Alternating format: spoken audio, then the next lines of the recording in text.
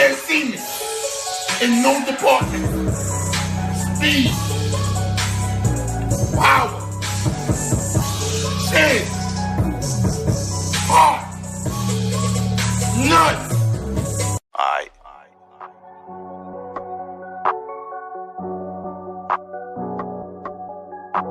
Spitting big facts and I'm cooking again. There you go talking that boxing again. Spitting big facts, cooking again. There you go talking that boxing again. Spitting big facts and I'm cooking again. There you go talking that boxing again. Spitting big facts, cooking again. There you go talking that boxing again. Spitting big facts and I'm cooking again. There you go talking that boxing again. Spitting big facts, cooking again. There you go talking that boxing again. Spitting big facts and I'm cooking again. There you go talking that boxing again. Spitting big facts and I'm cooking again. There you go talking that boxing again. Spitting big facts, cooking again. There you go talking that boxing again. Spitting big facts and I'm cooking again. There you go talking that boxing again. Talking big facts, I ain't tell no lies. Real talk like fight fan. Slap a troll with my right hand. Hit the like button, watch the replay. Want all the smoke like EJ. Fuck a troll, what he say. I bomb a nigga like Wilder, boy. Spray the thing, make shower, boy. Tyson Fury, you a coward, boy. Box a nigga like Ego. Make you bow your head, take one knee like Kell Brook and Tim Tebow. Since the time that Lester been black and eyes like Debo. Like Debo?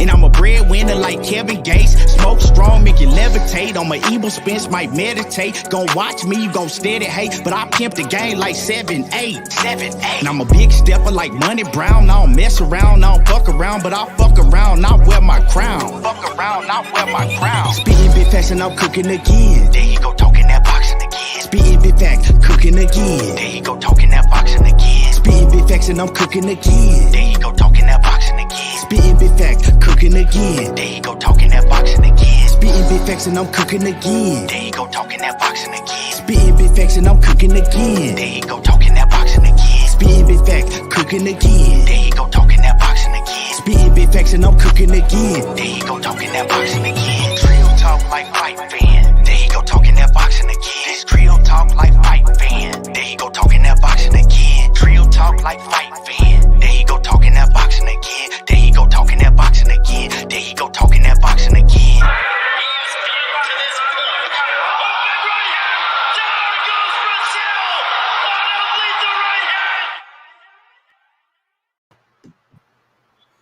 Yeah. What's good with it?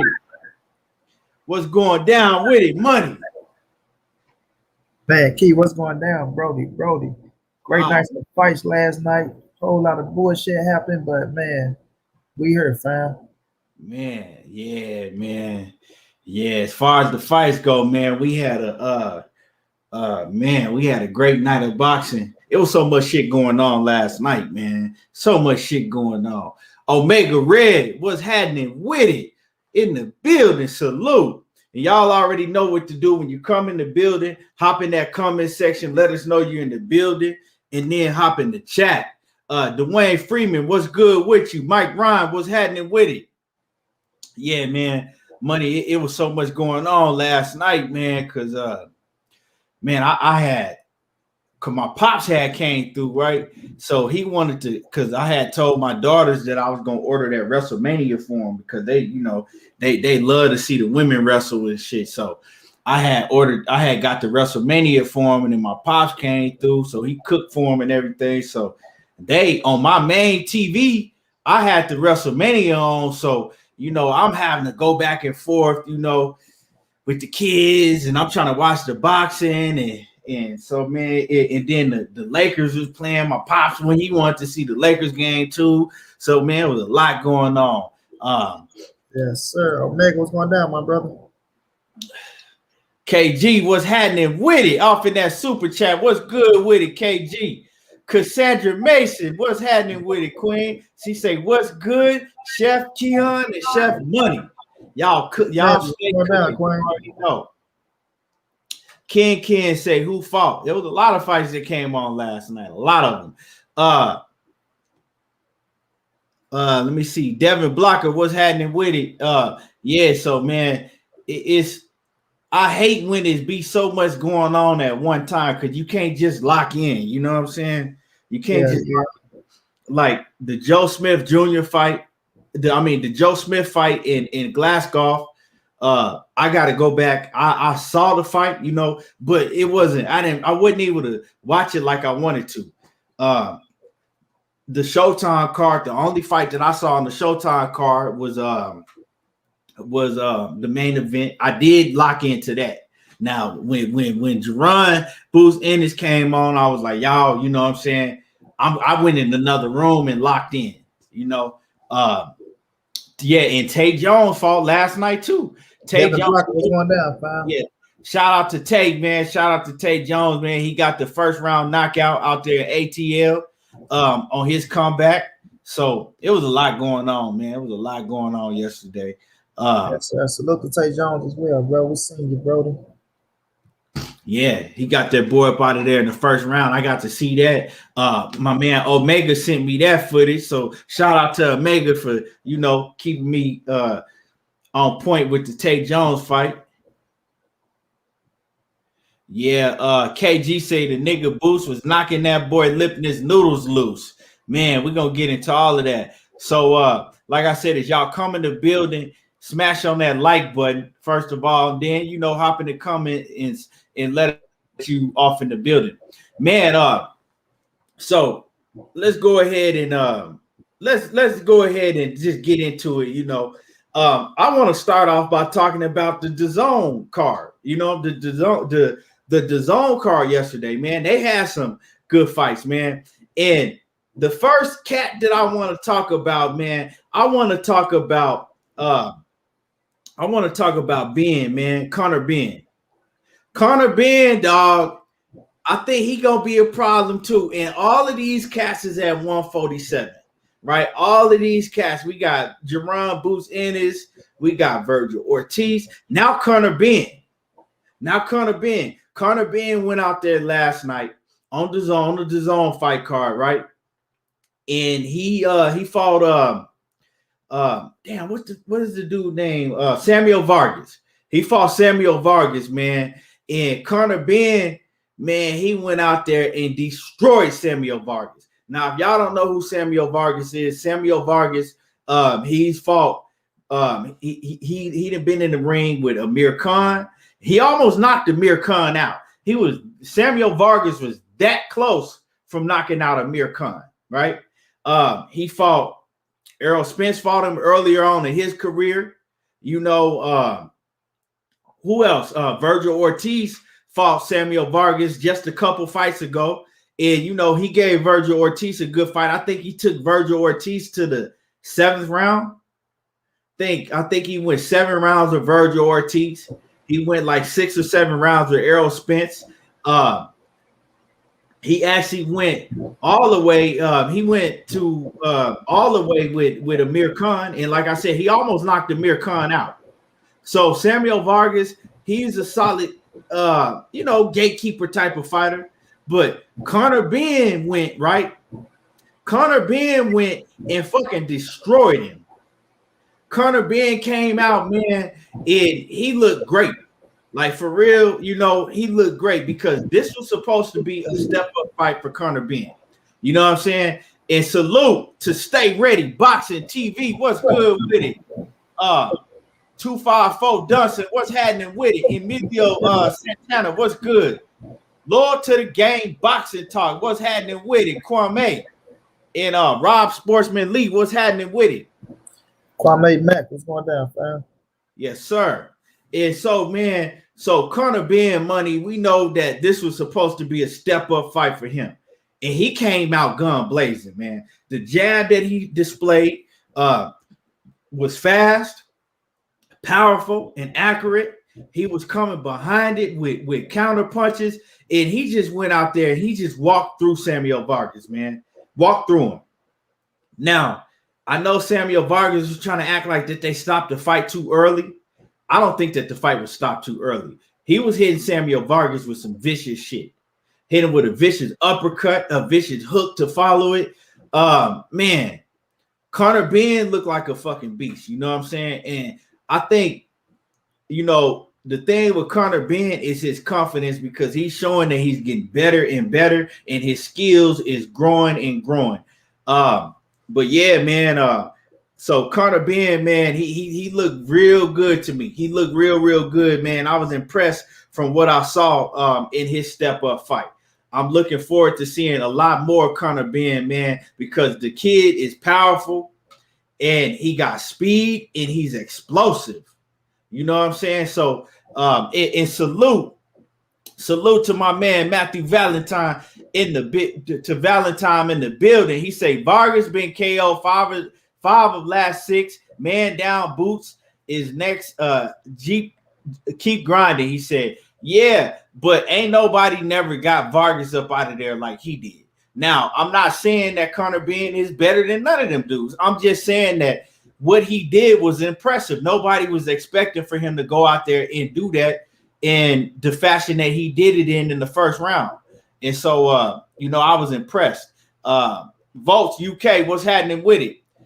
So go ahead and give me your take on that, man. And I'm going to try to find some audio of Conor Benn. Go ahead and give me your take on that. Money.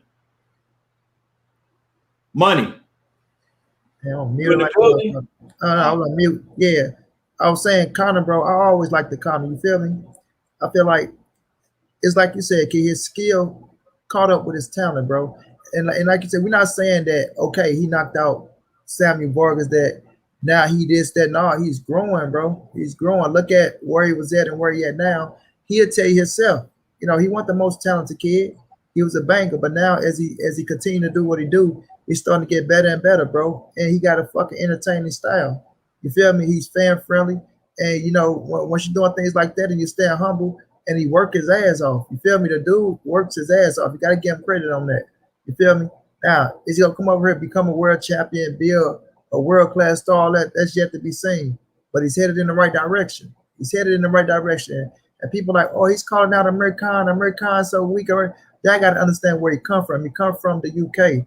American still holds a little credit in the UK. You know what I mean? Not saying American want to fight him, because American looking at Kell Brook. I think he want that to be his last hurrah, in my opinion. You feel me? But he's calling out American name because American name is attached to the UK. American holds weight in the UK. American is a former 2-division world champion. You know what I'm saying? So at the end of the day, to him, that's a step up fight to him, for him to get better over there, to give him confidence. And I understand why he's doing it, because like my man say, he's a domestic fighter right now over in the UK. And if he get in there and beat American ass, that's going to give him credibility. American, he lost one fight at 147, if I'm not mistaken. That's against Terence Crawford. So y'all got to look at those type of things, bro. American still have a skill set where he can learn experience from him coming from where he was at. You feel me? Of course, he's not going to come over and get these big dogs like that right now. It's not going to happen. But he feel like if he can get American, he can beat American. That'll do wonders for him, for his mentality and his career being over from the UK. Understand what I'm saying? So it's going to give him a confident boost to himself. But Conor Benn is a hell of a fighter, man. Coming from up under his father's footsteps, he's becoming Conor Benn now. You know what I'm saying? Instead of just being Nigel Benn's son, he's becoming Conor Benn, and he's making his name. So he's working his ass off. He's working hard. As long as he keep working hard, he's going to go keep getting better until the time he meet that tough-ass fight to where he can't beat that opponent or not. But until then, man, I always been a fan of Conor Benn. I always like this style. He's rough. He's gritty. And I like cats like that. They got heart. They go give it they all. They ain't going to come in there and bullshit and pussyfoot around. If you put their ass down, you go get up, you got to keep him down. He one of them type of fighters. You feel me? If you can't keep him down, you go get his ass back up and he go try to knock your ass out. So not saying he go come over to America and become this big ass star, things of that nature. You got to come and star over in the UK first. You got to be known as a fighter over there first. He's trying to get from up under his father's footsteps, and he's doing those things. He's making his own name. So much respect to him. Salute him. He knocked Samuel Vargas' ass out, who is a good friend of mine. Man, Samuel Vargas is cool as fuck, and he tough as fuck. You feel me? And that was a good stoppage because he was defenseless. Regardless of, he ain't really make a big fuss about it, right? He got hit with some hard ass shit. He got the nail in his ass, and pretty soon he was going to sleep either way because Conor Benn hit hard and you that wide open, it's go tag your ass. You feel me? So shouts out to Conor Benn, man, on the win. Let's see where he go from there. Eddie trying to move him in the right direction. I wish Eddie would have shut the fuck up yesterday and let the man got more out, but he did all the fucking talking for him. You can tell Conor was like, every time Conor was trying to talk, he cut the kid off. And, all right, well, let him talk while he right there. You feel me? But at the end of the day, he doing what he's supposed to do, dog. And let's just see where it takes him. Yeah, man. Like I said, I like what I saw from Conor Benn, man. It's what can you say? He went out there and Samuel Vargas He's even fought a Danny Garcia, so he didn't fought all the best. You know what I'm saying? We talk about that he's got beat by all these guys, but he's fought the best. You know what I'm saying? And none of these guys that fought him did what Conor Benn has done. You know, now of course I'm not putting Conor Benn ahead of none of them dudes. So don't get me wrong. But like I said, he did what he did. Went out there and showed you know, in impressive fashion that he is going to be a problem. And I think with him, it's more of you know, his training that he was doing before. You know, he's with a different team now. He's getting better and better, and I think it's his confidence in the way the reason I say that he hasn't always had the confidence in himself is because hearing him talk and hearing him talk about all the pressure that he's had to deal with because of his father being a great, right? And then if you hear how Eddie Hearn was talking to him afterwards, Eddie Hearn was, you know, hyping him up and trying to make him believe like you are going to be a force to be reckoned with. You do have great talent. And Conor Benn was saying, well, I wasn't born with the talent that these other guys. I don't have the talent that these other guys, but I have the hard work. I'm starting to work hard. And Eddie Hearn was like, no, you have the talent. You have the talent now because you gained that talent by you know how hard you work it. Now you have the talent. If you notice that money, he kept telling them, no, now you have the talent. And you could tell how Conor Benn was looking at Hearn. He just kept Conor Benn was trying to say Hearn talking ass and let him talk. Yeah, but I also think that, you know, he was hyping him up, giving him, trying to build his confidence. You know what I'm saying? So I could tell that Eddie Hearn could tell that Conor Benn doesn't have 100% full confidence in himself. So I think that he feels that he needs to, you know, build Conor Benn's confidence up. Because I listened to everything, and Conor Benn was like, well, I don't have the talent. You know, I haven't always had the talent that some of these other guys got. And Eddie Hearn was had to let him know, like, nah, you got the talent. You know, you just wasn't training to your fullest extent. Now you train, and now you do have the talent. So I think as Conor Benn's, as his confidence grows, he's gonna get better and better. He just needs to stay focused and continue to train hard because we see that he got it. You know what I'm saying? Just like Eddie Hearn was saying, you got the talent. You just got to continue to, you know, you just got to continue to, you know, train hard and do the things that you have to do on your end to be able to display that at, you know, to the fullest. You got to, you know, continue to do that. And, yeah, man, I think he's gonna be a problem. He could be a problem at 147, man, because like I said, you see the power, the speed, and the explosiveness. He just got to have the confidence to come out there and to be able to display all of that, to let his hands go like that. You feel what I'm saying? A lot of these guys have, like Adrian Broner, we see that he got talent, but it's just something in him. He don't have the confidence to let his hands go like that. And I think that was the same thing with Conor Benn a lot. But now I think this fight is going to give him a lot of confidence. Like Money said, he called out Amir Khan. And Amir Khan is still a big name in the UK. Whether we look at Amir Khan like, oh, Amir Khan ain't shit, why he calling out Amir Khan, that's still a big name for him. And that would still be a step-up fight. Because no matter what anybody say, Amir Khan can box his ass off. So, you know, you got to be able to knock out Amir Khan. So if he go and he can show that he can box with Amir Khan and then get him up out of there, that's going to do great things for Conor Benn. Let me read some of y'all comments. What's good with it, Brendan? House in the building. What's happening with it?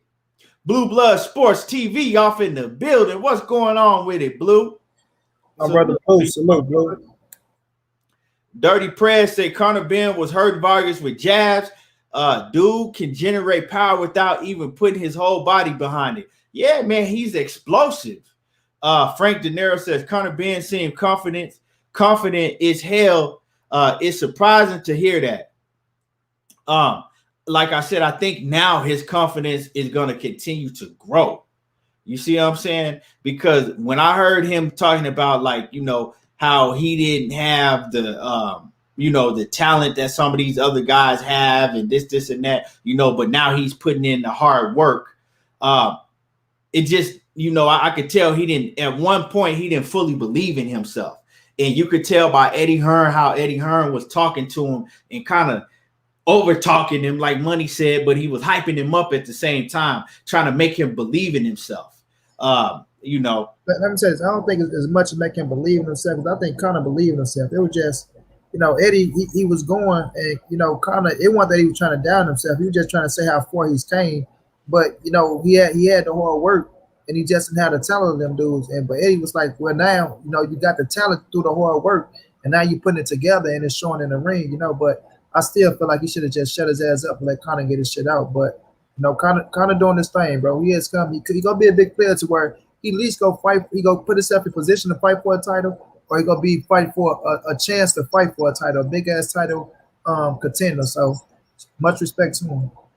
Now, Conor Benn, he did mention Adrian Broner's name, and I'm gonna keep it 100. I think he beat the shit out of Adrian Broner. I know you probably ain't gonna think to say, I like, from what I've seen from Adrian Broner these last fights, I think he'll whoop Adrian Broner. I just do. I don't like what I've been seeing from Adrian Broner. I think that, you know, if he can go in there and let his hands go and be explosive like that, I think he'll whoop AB. You know, No, I don't think so. But I know you weren't gonna say that, but I that's my opinion. I think that he'll whoop AB. You know what I'm saying? Because yeah, I think that Conor Benn right now, if they fall right now within the next 3-4 months, 5 months, 6 months, I think that he could beat AB right now. But that'll be a great fight for him. I know it wouldn't happen, but that would be a huge fight for him. You know, a lot of these dudes have been calling out Adrian Broner because they see that. What I'm saying, they see that right now. They see that AB, you know, is not nowhere near his prime right now. You know, they see that AB ain't on his shit right. You know, his last few fights, AB ain't. When was the last time that AB actually looked good in the fight? You know what I'm saying? That's what you really got to ask yourself. But I'm not going to make this about AB, but I think that's what they see. They see what a lot of us see. When was the last time have you seen AB look impressive in a fight? It's been a long time, probably since 2017. You know, PLG say Conor Benn okay, but he not ready. His style a little too UK for the best. Not even ready for boots, in my opinion. Well, we ain't putting him up there, but we just saying, man, he's getting better, and you know he could be a problem in the future in the 147-pound division. You know. Him versus AB, okay, but he should be fighting someone like Boots or Ortiz. I don't know what you think about that, man. I'm gonna let you answer that. What you think about people, you know, like dudes saying he should be fighting Boots or Ortiz? I mean, he ain't gonna get those fights right now. You feel me? Yeah, I mean, like y'all said, he ain't like. I feel what y'all saying. Y'all saying him and AB, this, that, and the third. If you feel like he there, I think he got 19 or 18 pro fights now, his 18th fight or something like that. So, I mean, if they feel like they can put him in one of them fights, I don't think it's going to happen because of where he at. And we know Boots and Ortiz they feel like they on inside the top 10 now. Conor Benn not inside the top 10. We got to see where he's ranked and things of that nature, you know. But that's why I respect Conor Benn, because he's calling out the people that he feel like going to help him get him to that level. You feel me? So you got to respect the kid for doing those things. Adrian Brown and Amir Khan, you know, I can respect him on both of them because those are two people that are at a level, you know, that'll help him get to the level that he's trying to get to. You know what I mean? Like Adrian Brown, of course, AB still putting asses in the seats, but he feel like, right, like Keon saying, they probably saying the same thing. They probably saying the same thing. Keon, okay, AB slow down. He's not very active. We know if you're going out with somebody like me that throw a lot of punches, give him trouble. Okay, bam. American, yes, it look like he's at the end of his road. He still got the big name. I can get some experience out of him. I go in there and knock him out. Bam, it can boost my name over here. So he's calling out the fights that he feel like he should fight to get him to that level, bro. And I respect it. He's not calling out Jeron Ennis. He's not calling out Victor Ortiz. He's moving at his pace and he's trying to fight. Like he tell you, I'm not the most gifted in talent, bro. You feel me? but I'm getting her. And a kid is young as well. I think he's 23, 24 years of age. Samuel Vargas was 30, so 30, 31. So, like, I can respect somebody that's moving at their own pace and learning as they go along, bro. So I'm not, if he don't want to rush his shit, I'm not gonna try to rush it with him. He's doing his thing. He's doing his thing, and I'm gonna give him his respect. You know what I'm saying? And that's on that end. I like the Josh Kelly fight for him. Like Mark Shue say, I like the Josh Kelly for and salute to the Queen Sheena in the building. And Love and Down Gather say Conor gonna be a problem. I think so, man. Like I said, I like the Josh Kelly fight for him. That's a good fight. You know, how you doing, Biffy? Yeah, over there. Yeah. Blue Blood say he called out Sean Porter as well. Don't forget. Yeah, you're right, Blue. I wouldn't put it in there with Sean Porter right now. You know what I'm saying? The Sean Porter fight, that's a fight. See, this kid gotta continue to get some wins like Amir Khan, Josh Kelly. You know what I'm saying? Put him in there with Amir Khan or Josh Kelly or somebody and continue to let his confidence grow. You know what I'm saying? Yeah, he did mention Sean Porter, but that's not a good fight for him right now.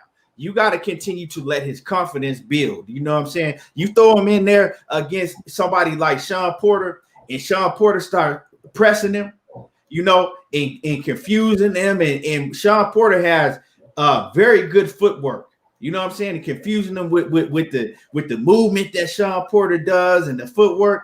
He's gonna get confused. He hasn't been tested like that. He hasn't been through that type of fire like that. You know what I'm saying? He might not know what to do. So you want to get him in there with a Josh Kelly, Amir Khan, and continue to let him see different styles, you know, let him build his confidence. Because if he beat Amir Khan, his confidence is going to build more. If he beat a Josh Kelly, his confidence is going to continue to build. You know, boxing is, you know, the mind, the brain, and your confidence in there. That's a big part of boxing. You know, that's a big part of boxing, the mental aspect of it, you know, your confidence. So put him in there, you know, 2 more fights, give him 2 more fights, and then look at, you know, a Sean Porter or some of these other guys. But right now, nah, you got to give him 2 more solid fights and then see how he does in those fights and then give him a, you know, somebody like that. But right now, nah, he's talking ahead of himself right now, you know, because beating Samuel Vargas and you did it in impressive fashion. Yeah, we was all impressed. We didn't expect that, but that doesn't mean that you ready for a Sean Porter. You feel what I'm saying? Samuel Vargas is no Sergey Lipnets. Let's just leave that right there. You feel what I'm saying? So we might talk different about Jeron Ennis because Samuel Vargas is no Sergey Lipnets, you know, to make it plain and simple. But yeah, man, I like what I see from Conor Benn. And I'm gonna get through some of y'all comments, and then we're gonna move on to Savannah Marshall, man. Because I know Money, he want to cook on this. What's good, Sylvester 2011? Let me see. Mike Rhymes say, I'm just glad Errol stepped up and put Boots in his place and ain't shook like everybody else. Real dogs will bite. We're gonna get into all of that too. Pull Counter Boxing said, check out my channel, everything when you get a chance. Yeah, y'all go check out Pull Counter Boxing. I'll definitely do that. And y'all make sure that y'all go check out. I already know everybody know about Blue Blood shit. If you ain't subscribed to Blue Blood, you ain't doing something wrong with you. You know what I'm saying? But everybody go check out my man Kwame East, Loyal to the Game, Boxing Talk. My man Stay Ready Boxing TV. Yeah. Oh, Santos, congratulations, man. He said he got his first victory this weekend. 1-0. 1-0. Yes, sir. Yes, sir. Congratulations to you. Congratulations, bro. And y'all go check Santos out. He put his channel in the chat and let us know if you got your fight on the channel. Congratulations once again, man. I'm definitely gonna have to go check that out. So yeah, man. Go ahead and I'm gonna let you cook on this, Savannah, and then I'm gonna go ahead and backdoor you. Yeah, well, Savannah, man, look, Savannah became a world champion yesterday in the middleweight division for, if I'm not mistaken, the WO scrap, right? That girl is she bad, bro. I'm gonna tell people this, and I'm gonna tell y'all this right now. She gonna be a problem for Cleressa Shields. She is gonna be a problem for Cleressa Shields. One thing about Savannah Marshall, bro, she is not afraid of nobody. She got a professional style. She has power, right? She's slick. She's skillful. That's what I'm saying. And she got height and length, and she know how to use it, right? She know how to place her punches, and she's getting better and better in every fight, bro. Savannah Marshall is growing with every fight. And you know, of course, a lot of people don't know her yet. They just know her as the girl or the last girl that beat Cleressa Shields. Don't just look at her as the last girl that beat Cleressa Shields in the amateurs. Look at her as Savannah Marshall and look at her at what she's doing in professional boxing and her skill set and her style for what she's doing to become a world champion at the stage she's at right now and how humble she is. You feel me? Now, like I say, I'm riding with Claressa all day, but Savannah is going to be a problem for Cleressa Shields. And if she keep moving the way she's moving, right, she might. It's going to be a 50-50 fight. Because y'all got to remember, Claressa ain't the biggest puncher. She know how to use her weight. She fast as fuck, right? And her activity is what win her fights. But she's smart too. Claressa is smart in the ring. She can jab. She got confidence. She like to come forward. If you get her going back, she gonna have a few problems. And with Savannah, somebody that know how to use her height, because Savannah got the height and the reach. You feel me? I think Claressa more physically stronger than her. But Claressa don't got more power than him. You understand? She don't punch harder than Savannah Marshall. I'm gonna say that right now. Savannah, like, she is gonna be a dog, man. She is gonna be a problem, right? I got the interview coming up with her, but fuck they took my goddamn live stream, so that shit probably have to wait. But nonetheless, you know, that girl is very confident. She's very confident. She ain't no pushover. Like I said, she getting better with every fight. She humble. She don't go in there thinking she too much, none of that shit. She know where she at. And she not gonna take a fight, you know, unless she feel like she ready, in my opinion. You feel me? But that's gonna be one hell of a fight, bro. That's gonna be one hell of a fight. And I feel like you see, my girl Cecilia Brackers came out and told Claressa that. She came out and told her, you know, the biggest fight is right now to be made is you and Savannah Marshall. You know what I mean? Like, people know it, bro. People know it. And for Cecilia Brackers to come out and say that shit, you know what I'm saying? Talent, no talent. You know what I mean? Talent, no talent. And I just think, man, Savannah, she's just a bad girl. She's just a bad girl. Now, credit, like I say, that don't mean she gonna beat Cleressa Shields. Don't mean she gonna beat her. But I promise you, that's the toughest fight of Cleressa Shields' career right now in the ring. And like I say, as long as she keep fighting and growing and growing and growing, she's only getting better. And she only increasing her chances. But Claressa getting better in all her fights as well. But, you know, with Claressa, you know, she got to see that she can't knock everybody out. And she do know that now. So her style is her style. And Claressa confidence is everything. Her confidence is everything. And Claressa know how to break these girls. Like in the press conference, she know how to get under their skin. She know how to piss their ass off. She not going to be able to do that shit with Savannah Marshall. I'm telling y'all right now. She's not going to be able to intimidate Savannah Marshall. The belt's not going to be there. Saying this and saying that ain't going to be the trick of the trades and none of that shit. She's going to have to beat her in the ring. She's going to have to really beat her in the ring. You feel me? So it's going to be one hell of a fight, man. You know what I'm saying? Like I said, I'm riding Claressa 120, but Savannah is coming, dog. And look, if she end up beating Claressa, I won't be surprised, dog. I'm telling you, her style, like looking at Claressa, how she been fighting in the ring, looking at Savannah's style, Savannah is the style to beat Claressa. If there's any woman out there that has the style to beat Cleressa Shields, it's Savannah Marshall, bro. It's Savannah Marshall. She bad, she tall, she rangy, she got the confidence, she got the skill set, you know, and it's going to be one hell of a fight whenever it goes down. I feel like it's going to go down, but whenever it's going down, it's going to be one hell of a fight, bro. It's going to be one hell of a fight. I don't agree with everything that Money said, but, you know, I do think that Savannah Marshall, I mean, she does have power. She you know, she is more of a power puncher than Cleressa Shields. She looked good. You know, she looked good. She's tall. She tall as hell. She almost 6 foot, you know, and she's strong and powerful. But see, my thing is that you got to look at the level of competition. You know what I'm saying? We look at Cleressa Shields and we like, well, Claressa ain't going out here knocking these women out. Claressa is fighting a much higher level of competition when she fights. These women early on, they realized that they can't beat Cleressa Shields because she makes them realize that with her speed and her boxing ability. She frustrates them early on, and then they go in survival mode. Just like this last fight. Cleressa Shields didn't knock her out. Well, the woman was holding every time Cleressa Shields got anywhere near her. And we see that all the time when Cleressa Shields fights, right? Now, Cleressa Shields, one thing I do see with Cleressa Shields is she needs to work on going to the body more often. I always say, if Cleressa Shields learns how to mix her punches up, go to the body more often, she could stop most of these women, because that's what I see why Cleressa Shields is not getting stops, is because she's headhunting, right? Although these women, they doing everything to survive in the ring against her, she's headhunting.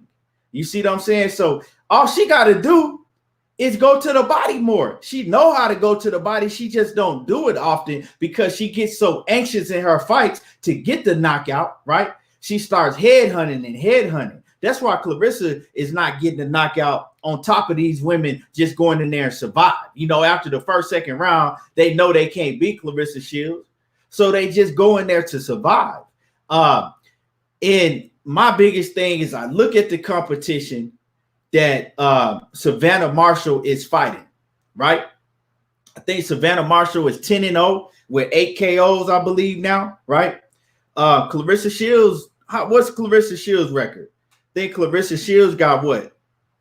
She don't got too many more fights than Savannah Marshall do. Let me see. Hold on.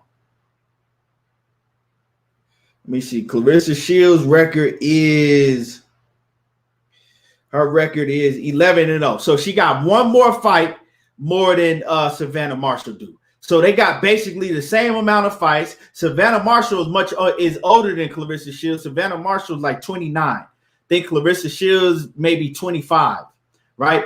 So my main thing, like I said, that I look at and I have to point out is the level of competition. Yeah, Savannah Marshall is going out, knocking these women out, but it's not the same level of competition.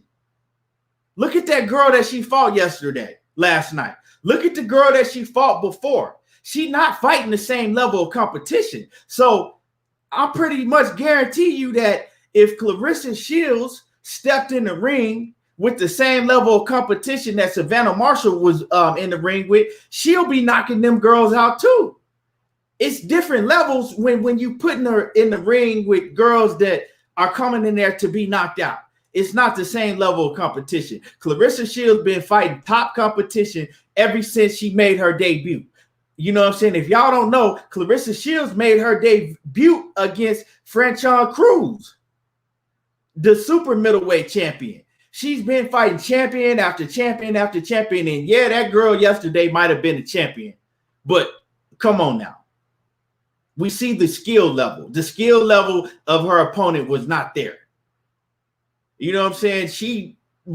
So Savannah Marshall is fighting the same type of skill level women that Layla Ali was fighting back in the day. So it's a difference. So I need to see Savannah Marshall in there against some tougher competition.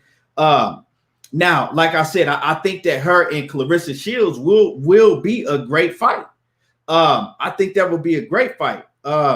It's probably going to be Cleressa Shields' toughest fight, right? But I think Cleressa Shields is going to be too slick for her.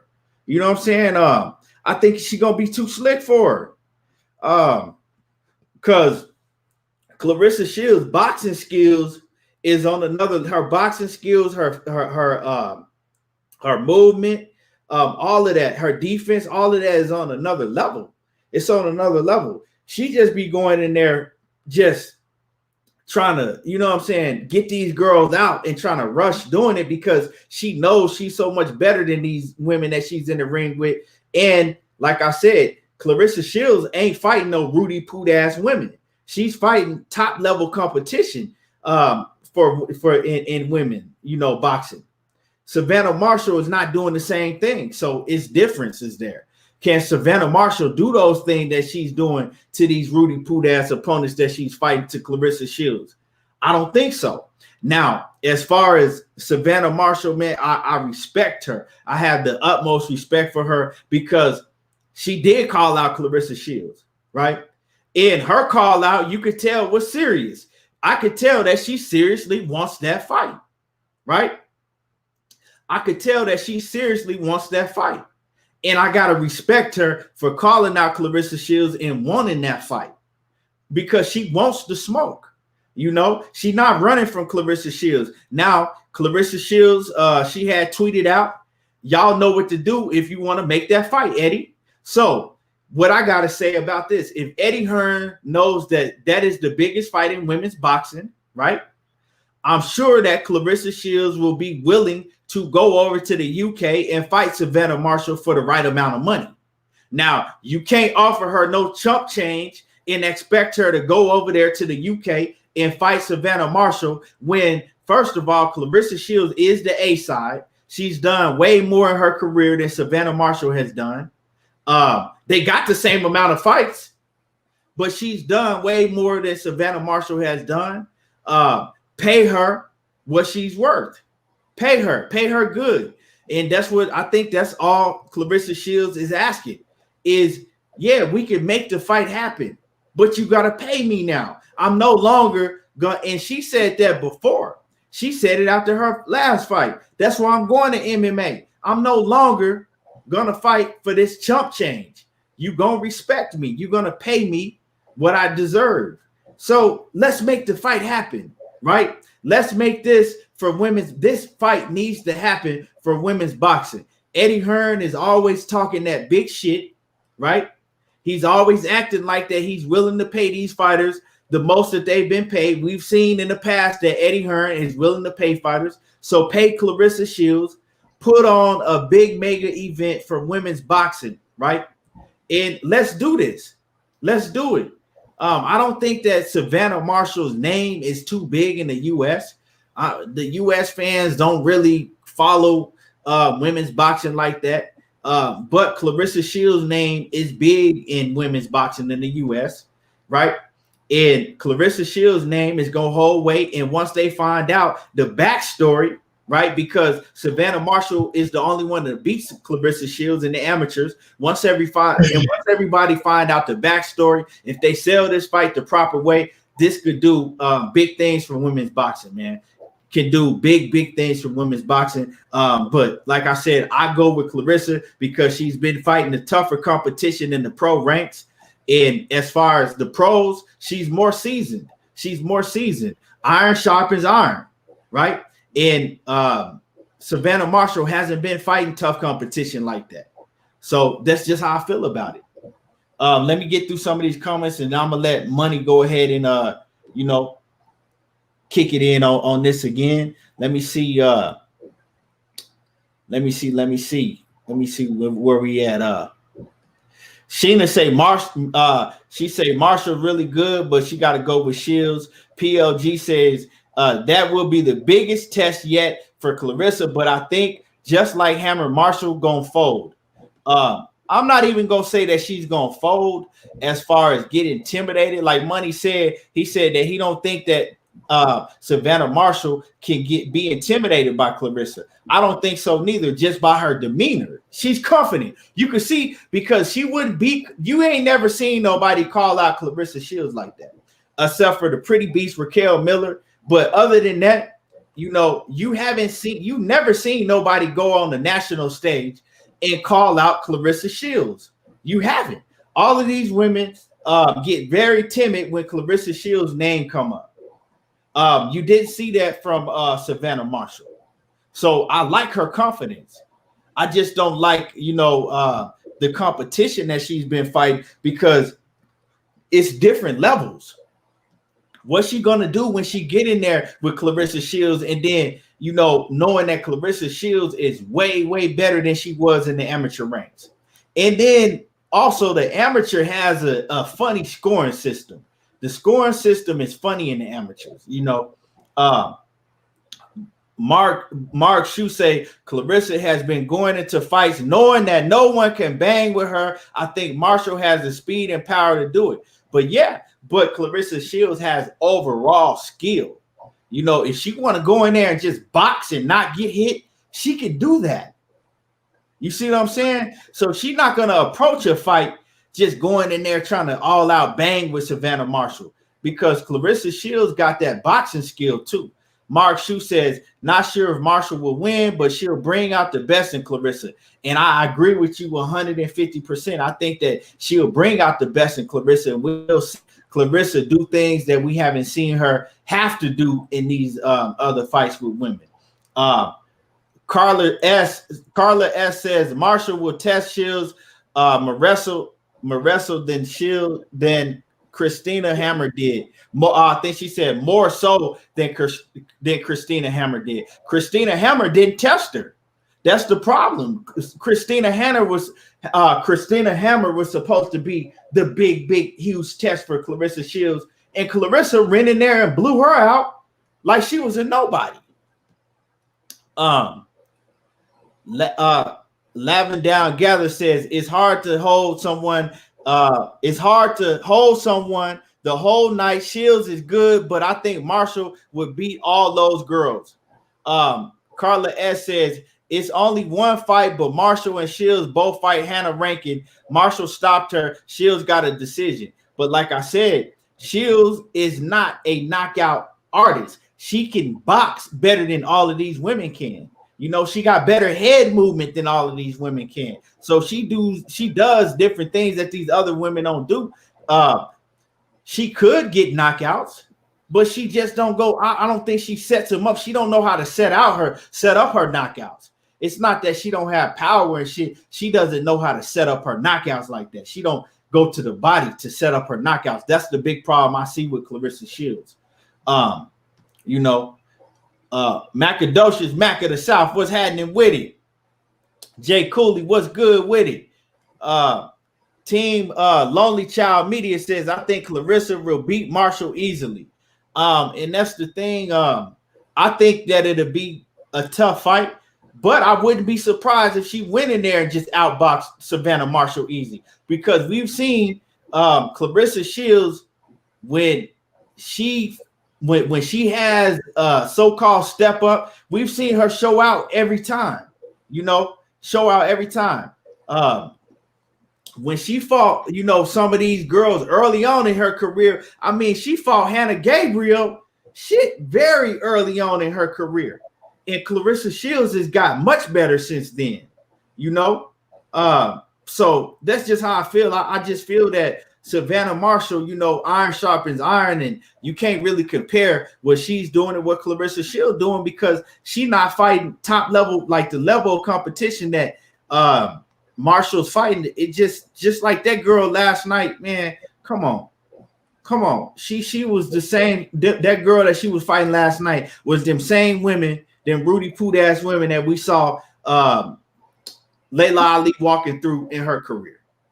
KG say, yep, Key, you right. Claressa is definite headhunter. Yeah. Macadocious Mac of the South say Hannah Gabriels was the only woman who gave Claressa a fight. She did drop Claressa, but Cleressa Shields won the fight. So she had been tested and proved she's better. Yeah. But now she did. Cleressa Shields in her debut, a lot of y'all never got to see that fight. But I was actually ringside at that fight when Cleressa Shields debuted against Franchon Cruz. Franchon Cruz and Cleressa Shields went to war. It was only 4 rounds because it was both of their debuts, and they had a long history in the amateurs, but they went to war. So she gave Cleressa Shields a test, and Cleressa Shields will tell you. Cleressa Shields to this day, she still tell you the toughest fight of my career was Franchon Cruz. That's why they so close, because they have a respect for each other, But yeah. So, and then next up would be Hannah Gabriel. Hannah Gabriel did drop Cleressa Shields early on in that fight, but after that, Cleressa Shields pretty much dominated Hannah Gabriel. So go ahead, Money. Yeah, when I look at Claressa, I do get Claressa to win. I don't think she beat her, but when I'm looking at Savannah Marshall and I'm looking at her skill set, And I'm looking at Cleressa Shields. I'm looking at what Cleressa Shields do. And I look at how Claressa, she can wait sometimes, but sometimes she like the dog when she dog it. But somebody like Savannah Marshall, like I said, who got a good ass jab, who got good head movement, who can counter your ass. She got good speed. Claressa faster than her. Claressa is more active than her. But Savannah Marshall has great fucking timing. She has great timing. You feel me? Yes, you can say Claressa has fought the better competition. You can't take that away from her. Like she the GOAT, moving up and down the weight, going to find the challenges, things of that nature. But when I'm looking at Savannah Marshall, and I'm looking at what that woman doing, and I'm looking at her style, right? That is the style. If I say it, if any woman out there got a style to beat Cleressa Shields, it is Savannah Marshall. Understand what I'm saying? Her confidence, her patience, you can't intimidate her. You know what I mean? All that shit plays a part, bro. And like I say, she's getting better and better in every fight. Every fight, she's getting better and better, and her power is showing. Regardless, you can say, look at who she's fighting, things of that nature. I understand that part as well. That shit do play a big part, and that's why Claressa is Claressa, and that's why Claressa is getting what she's getting. But Savannah Marshall is just getting started. She's just getting started. You know what I mean? So it's gonna be a good fucking fight. I don't think it's gonna happen no time soon. Like I don't think Claressa gonna fight her next or even after that, because Claressa was just talking to Jessica McCaskill, talking about fighting her at 147. Who knows? Who knows? But as long as Savannah Marshall is continuing to win and she's continuing to work on her skill set, whenever she meet up with Cleressa Shields, she's going to give her a problem, bro. She's going to give her a problem. We can say what we want to say about, Hammer, and she ran to that. Christina Hammers ain't no fucking Savannah Marshall. Two different styles. You know what I mean? Savannah know how to use her height and she know how to use her pop. You know what I'm saying? So it's going to be a hell of a fight. Now, again, I don't pick her to beat Cleressa Shields. You know what I mean? But if I pick anybody to have the style to beat Cleressa Shields, it's going to be Savannah Marshall.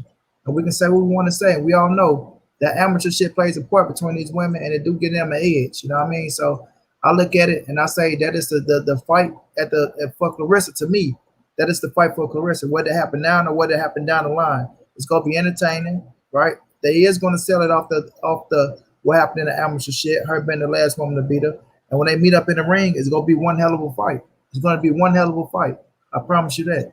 Like I say, I'm riding with Claressa on that thing, but Savannah Marshall is going to give her ass some work. I mean, she going to give her ass some work. Yeah, I mean, like I said, she might, but I wouldn't be surprised if Cleressa Shields go out there and dominate her, because Cleressa Shields, that's what she does, you know. And a lot of people be like, oh, well, Savannah Marshall knocked out Hannah Rankin. You know what I'm saying? Well, Cleressa Shields outboxed her and didn't, you know what I'm saying? Hannah Rankin didn't win a round against Cleressa Shields. She dominated her.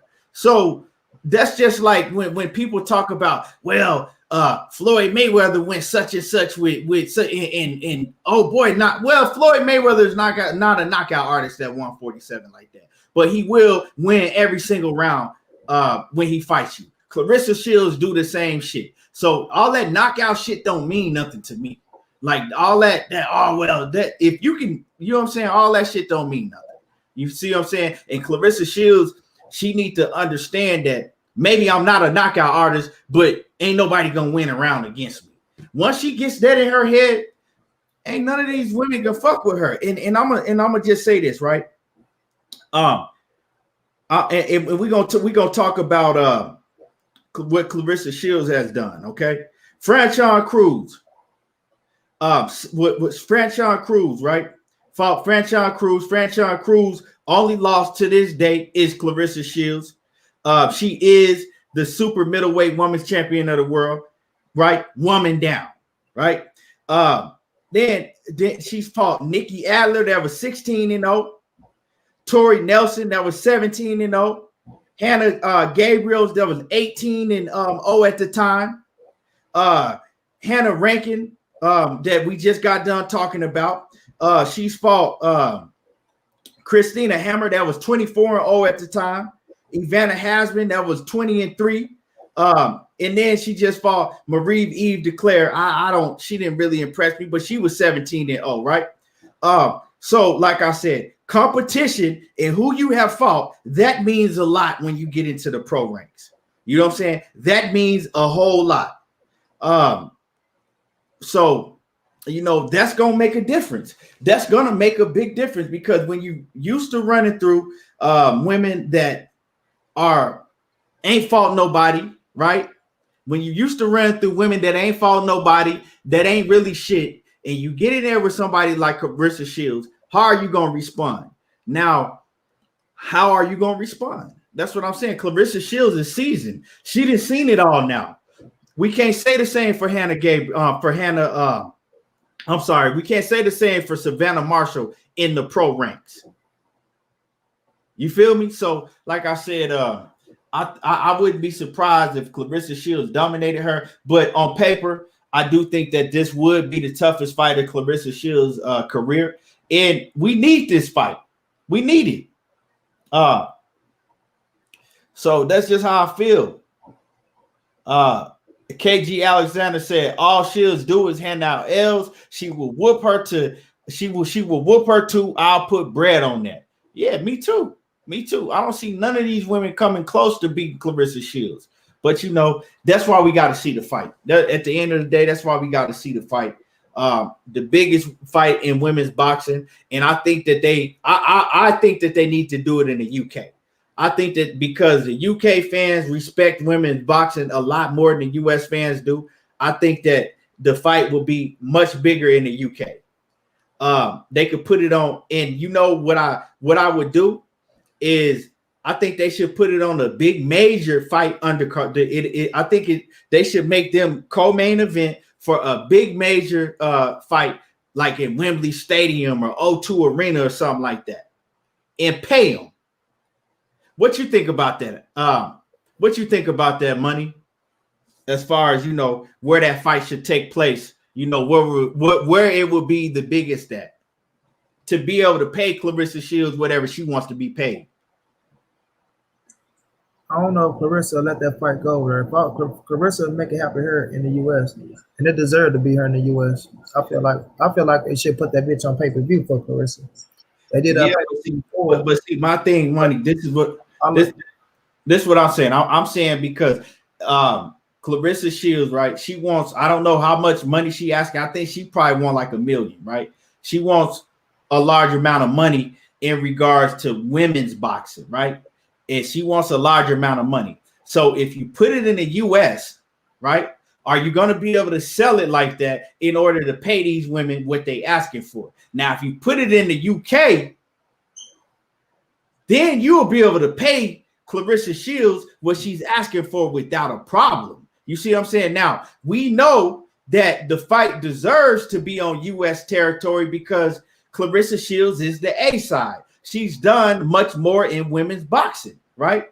But that's not what I'm saying. I'm saying in order to make the fight and to pay Cleressa Shields what she wants to be paid, I think that it would have to be in the UK because shit, we could talk all that shit, but let's just keep it 100. The US fans are not paying for women's boxing like that. That's just the fact. The UK will. So that's the standpoint that I look at it from. It's not, you know, where it should go down or where it deserves to be, because we all know who the A side and where it deserves to go down. But it, you know, in this situation, you got to give some. It's either you want to get paid and make the fight happen, or you don't. You know, I mean, I don't know. I see it very hard for her to get the pay that she wants if they have it in the US. But go ahead. The fight should happen in the U.S. The fight will sell in the U.S. Now, Claressa not gonna give up her A side to go to the UK. If they go buy, they go buy regardless. The way you promote the fight is how the fight gets sold. Now, them selling that with that girl being the last girl to beat her, it's already got a backdrop to it. And as long as Savannah Marshall is continue to win, and when they meet up, it's an undisputed fight, and Savannah Marshall have a title at the middleweight division, then it's gonna sell, in my opinion, regardless. So bring it over to the US of A, right? That's what Claressa is gonna do. She's gonna bring it over to the US of A. She's gonna bring her ass to her because that's what she deserves. And as long as it's gonna be promoted the right way, which I believe it is, like I say, it's gonna be some shit in that fight. And the UK people are gonna be behind Savannah Marshall anyway. They're going to be behind anyway, whether it's in the U.S. or it's in the U.K. You know what I mean? So if they got to fly their ass over to watch the fight, Claressa, or be at home and watch it, they gonna come and watch it because it's gonna be arguably the biggest fight in women boxing. Looking at what Savannah Marshall did to her, and they can try to sell that shit like that. We know Claressa got all the edge in the fight. Of course, she got the better resume and all that. Style wise, like I say, it's gonna be one hell of a fight. You know what I mean? Savannah want the fight. She know how to talk her shit. You know what I mean? She know how to be classy with it and say what she got to say. And let's see if Claressa can bring something out of her ass that ain't never been brought out before. So when I look at the shit, the fight should happen over in the US of A because they put the bitch in Vegas, make it a big fight in Vegas, a big event in Vegas, do a whole nother women card again, try to get Jessica McCaskill on her. She got 4 scraps, let up fight on that motherfucker, try to build her and Claressa up some shit like that, or what's my girl name? Somebody with some substance. Even Katie Taylor motherfucking ass, who knows? You know what I'm saying? She fought on the zone before, Claressa. So it's a whole lot they can do with that fight. It's a whole lot they can do with that fight. But people in America, they will get behind the fight as long as it's promoted right. You got to be promoted the right way. You know what I mean? And you can sell it for more in the US of A, in my opinion. So when I look at it, and I look at Claressa, and I look at Savannah been over here before, Benn with Floyd Mayweather, TMT, and all that shit. They got a lot of shit to do with that fight. And I think Eddie, know how to get it. He know how to maximize it. Eddie know how to maximize it. He know what sells. He know what you need to make that women fight, arguably the biggest women fight. That's how they gonna try to promote that bitch, and I think it'll sell. So I think it should happen over in the US of A. I think it will sell in the US of A. I mean, and it will be one hell of a fight, bro. Yeah, I mean, I hear what you're saying, but I 100% disagree. I would love to see it in the US because shit. I mean, I want to see the fight live. I mean, but I mean, numbers don't lie. Numbers don't lie. Men lie, women lie, children lie, but numbers don't lie. The US fans are not paying to see women's boxing. Women's boxing is not big in the US. It don't matter how you chalk it up. They just not. Ain't nobody in the US coming out of pocket like that for women's boxing. This fight is much, much bigger in the UK. Now, you can't, like my man said, you can't trust the UK judges, but to negate all of that, right? To make it worthwhile for Cleressa Shields, you got to pay her. You know what I'm saying? You got to pay her handsomely. You got to pay her. And it's much bigger in the UK. Like, to me, that's a no-brainer.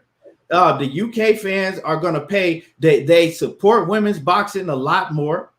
It's on a much bigger scale in the UK. Shit, I mean, the US, goddamn near barely support men's boxing. So come on, man. It's a much bigger fight in the US. But, I mean, in the UK, way bigger in the UK. They could promote it a lot better in the UK because Savannah Marshall, her name in the UK, and like I said, the women's boxing in the UK is just on a much bigger scale.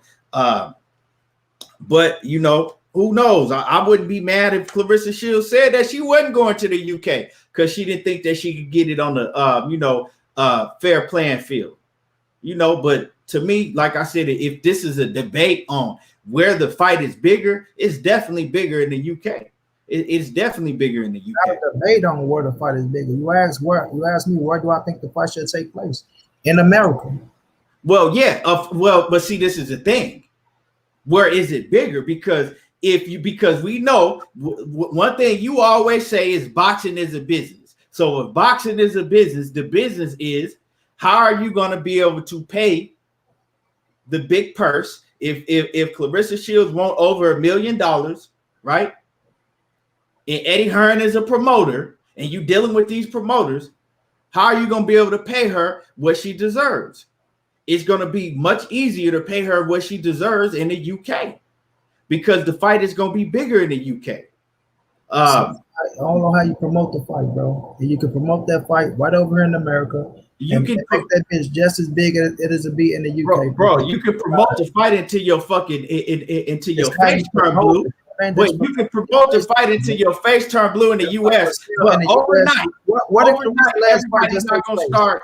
Overnight, everybody's not going to start watching women's boxing overnight out of the blue. They already have a market. Take place, bro. The fans in the UK already watch women's boxing like that. They already have a big market for women's boxing. In the Where UK. did the all women fight just take place? The pay-per-view card. Huh? What'd you say? Claressa just did an all pay-per-view card, right? With all women, right? I mean, what numbers did it do? They never said it, but she just did it, right? Over in America. Man, you can do it, but what numbers did it do? On pay-per-view. So if you come back over here, numbers did it do? You can do another. I bought 2 of the pay-per-views, right? You can do all pay-per-view card again over here in America. Okay, let's do this. Wait a minute, with Claressa and Savannah, it's going to be even bigger, bro. You feel me? Look. So it's not about, it got to take place in the UK for it to sell the most. No, it's how you promote it and who's on the card, the battle motherfucker.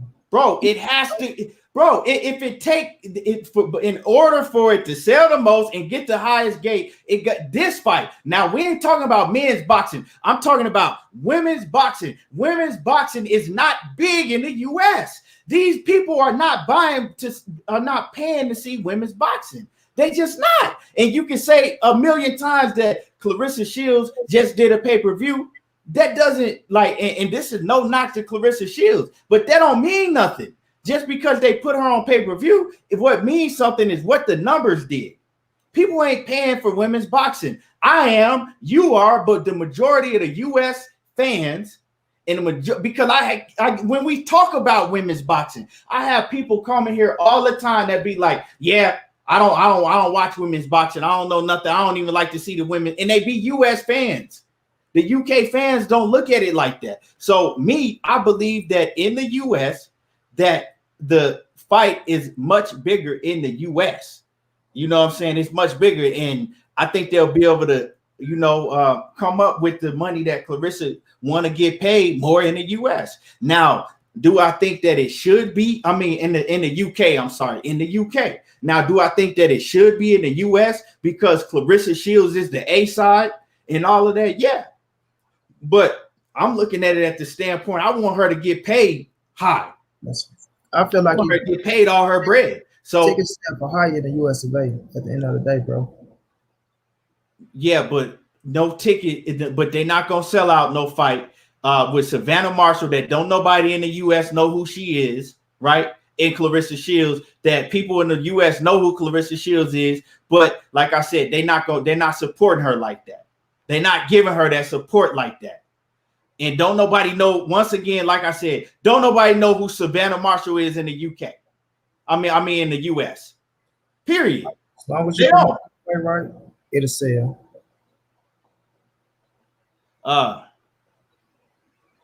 So you know what I'm saying? It is what it is. I mean, how is it gonna sell these astronomical numbers when it's just astronomical numbers to make $1 million, bro?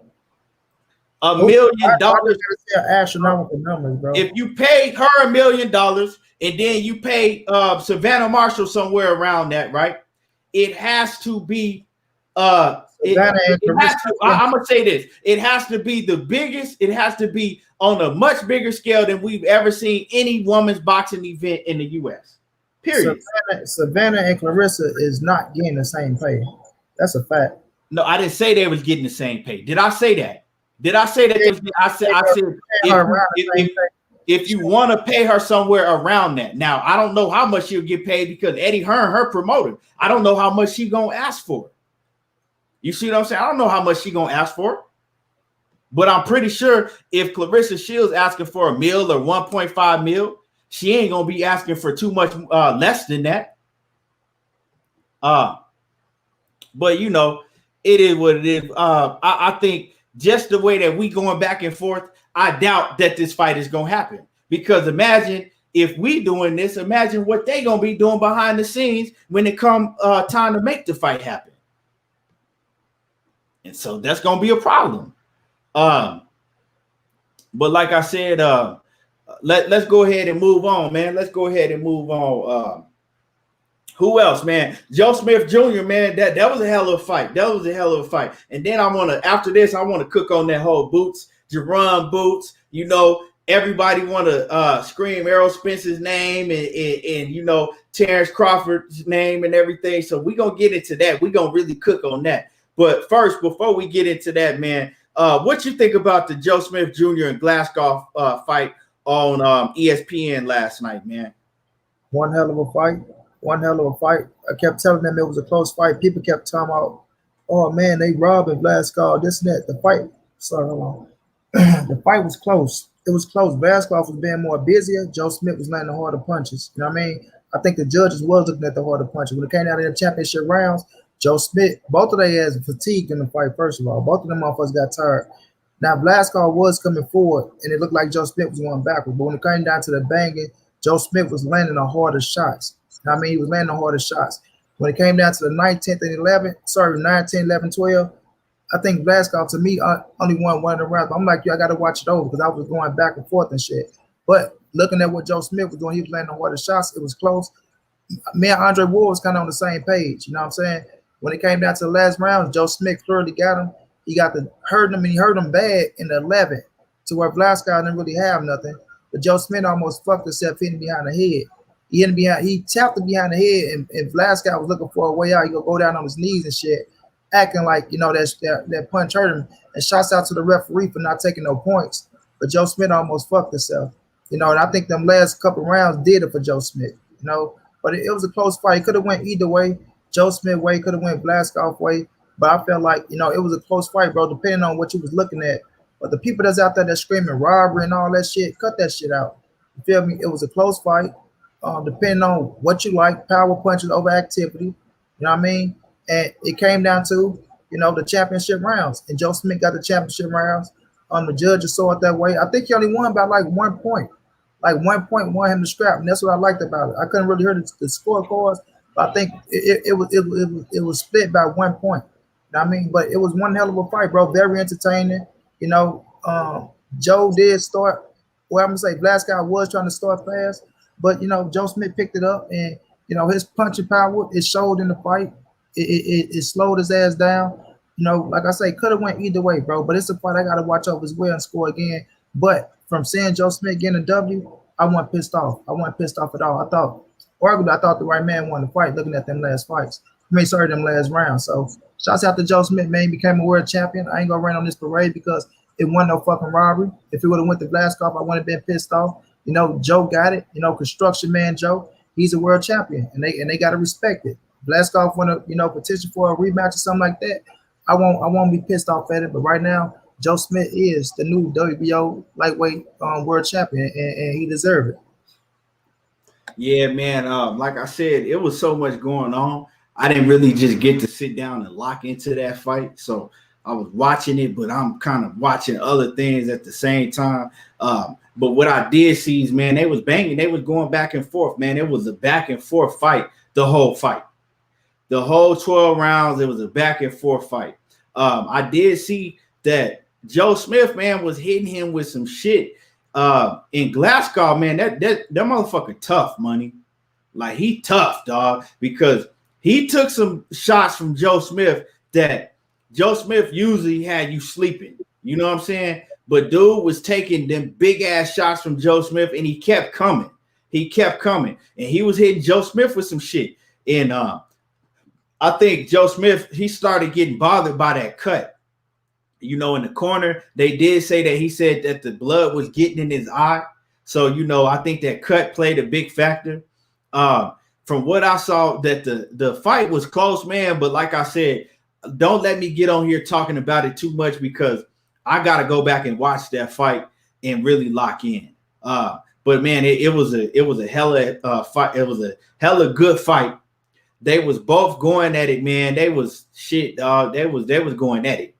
You feel me? It was a back and forth action the whole fight. Both of them, neither one of the men let up the whole night.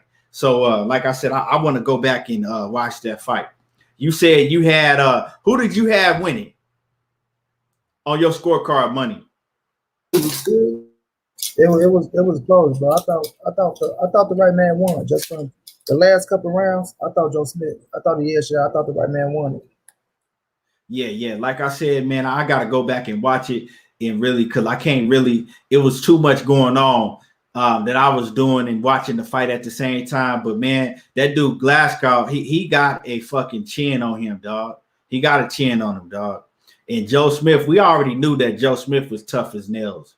You know, he one of them dudes that would fucking get beat to death and down there die in the ring and still be coming forward.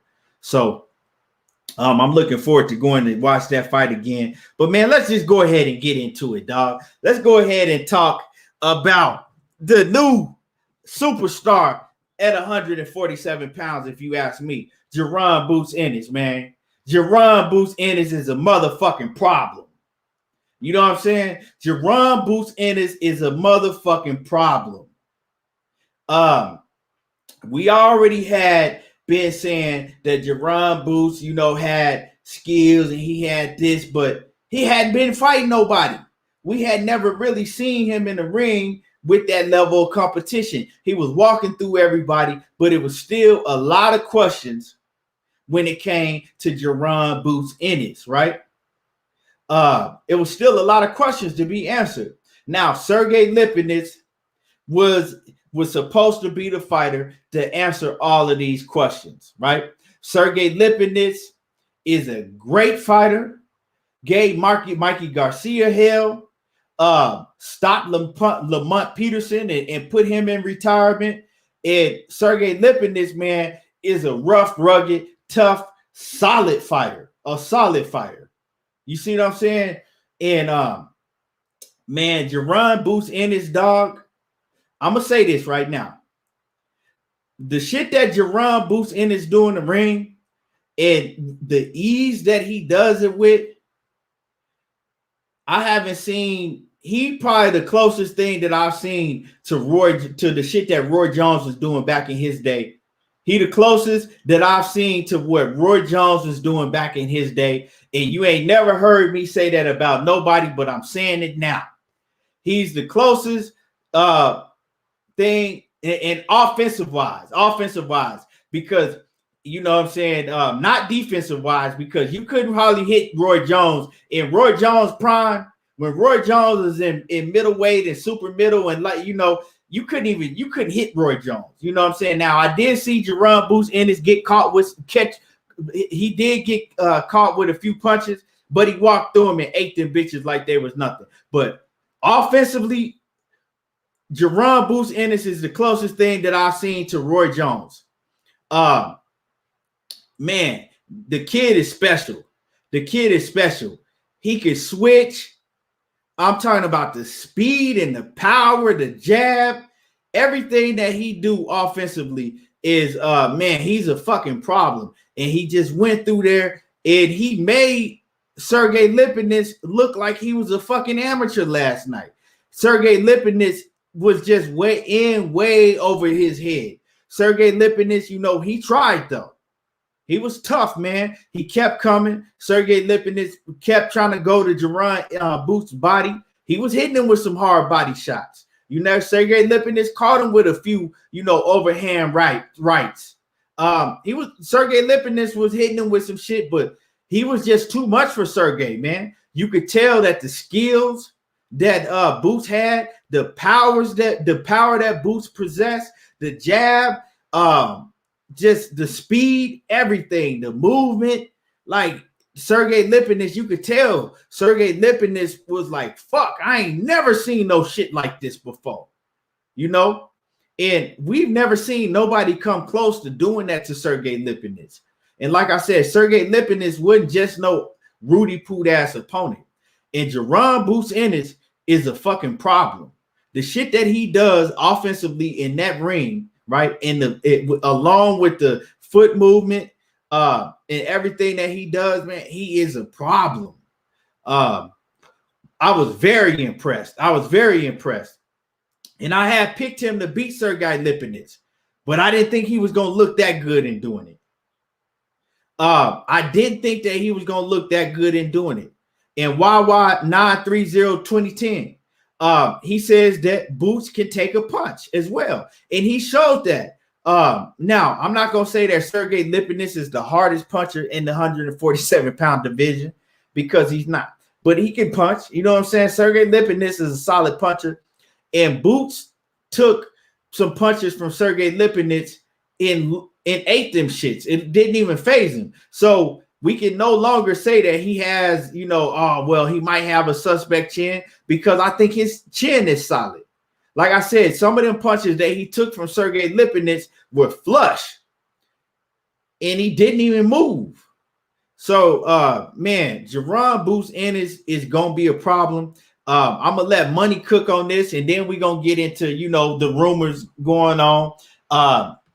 And who is he ready for? Who is he ready for? But I want money. And y'all hit my like button. Y'all hit the like button. You know, that's the least y'all can do is hit that like button. Money, go ahead and cook on this. Yeah, I'm with you, bro. Salute to Jeron Ennis, man. I said if he go out there and beat Lipnets, you feel me, and look impressive, he ready for all these boys, right? Not saying he gonna beat him, but the way he beat him, like you said, the way he beat him, the way he opened his ass up, the way he broke his ass down, his skill set, like you tell, like, and that's why, like I kept preaching that in my videos. Patience is key, bro. Patience is key, and he was being so fucking patient. And when he patient, you just see the skill level even more. You see the skill level even more when he patient. You know what I mean? But what was getting to me, like how he was catching his ass with them counter hooks, bro. Like opening his ass up, like the dude so fucking fast. Like I wasn't even, like, I'm gonna be real, I wasn't even saying the shit. I'm like, God damn, like how is he saying that shit? But the like when you in fight mode, like you gotta give him credit. You gotta give him credit. Exactly. Shady said he had to come out to him. He had to come out the damn mess. So salute to Lori. What's going on, Lori Queen? Like he said, he had a, like the man, like impressive all around. The body shot. He stopped going to the body a little bit because he was trying to get his ass out. But when he started going back to the body, he was just punishing his ass, bro. He was punishing him. And Sergey Lipnets fought the wrong fight. He tried to fight a manly man's fight with a younger, stronger, bigger fighter. That was the stupidest shit I've seen in my life. And I mean, that's what I say when he was at the press conference, you telling Boots don't run. I'm like, that'd be stupid to stand right there and bang with this big, strong motherfucker. You feel me? He was trying to prove some shit, and while he was trying to prove some shit, Boots was breaking his ass down. As much as he's trying to act like he wasn't feeling it, when you get the rub in your stomach, like you're trying to pour down your trunks, and your trunks already pulled up, we know you're trying to ease your motherfucking lung or something. Like Boots was tagging his ass, bro. He was having his business in there, and got to get a man credit. He did what he had to do. He showed up. It was like Errol Spence and fucking Chris Algieri. That's what it reminded me of when Errol Spence went up against Chris Algieri. Boots went out there and did the same goddamn thing, destroyed that damn boy. And like I say, he was a former world champion. He fought somebody like a Mikey Garcia who didn't get him out of there, right? Like Chris Algieri fought a Manny Pacquiao that didn't get him out of there. So you got to give Boots all the credit. You got to give him all the credit. You feel me? And him, you got to start looking. And I don't know people looking at him, say talking about Virgil Ortiz. It's two different skill sets. I don't think Maurice Hooker would have did the damage he did to Virgil Ortiz to Jaron Ennis.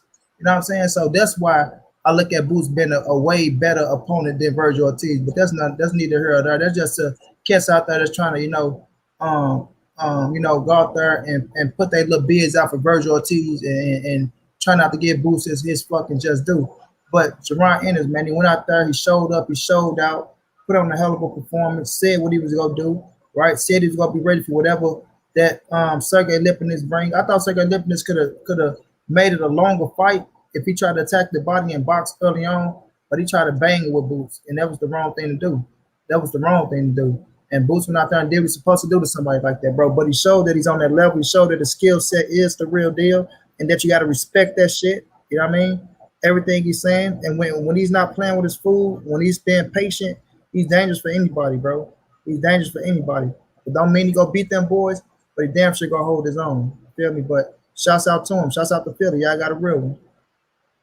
Yeah, man. As far as what you say that Sergey Lipnets fought the wrong fight, I didn't even look at it like that. You know what I'm saying? Because I looked at it as like, what are you gonna do? Stand on the outside and box him? No, your arm's too short. Like it ain't really. I looked at when you got the skill set that Jeron Ennis showed and displayed and has, it ain't nothing you can do. So I mean, if you gonna go inside and try to stand with him, I mean, what else are you gonna do? You know you can't outbox him. Yeah, but you don't stand there and bang with that strong motherfucker. Well, you know you can't outbox him on the outside because your arms are way too short.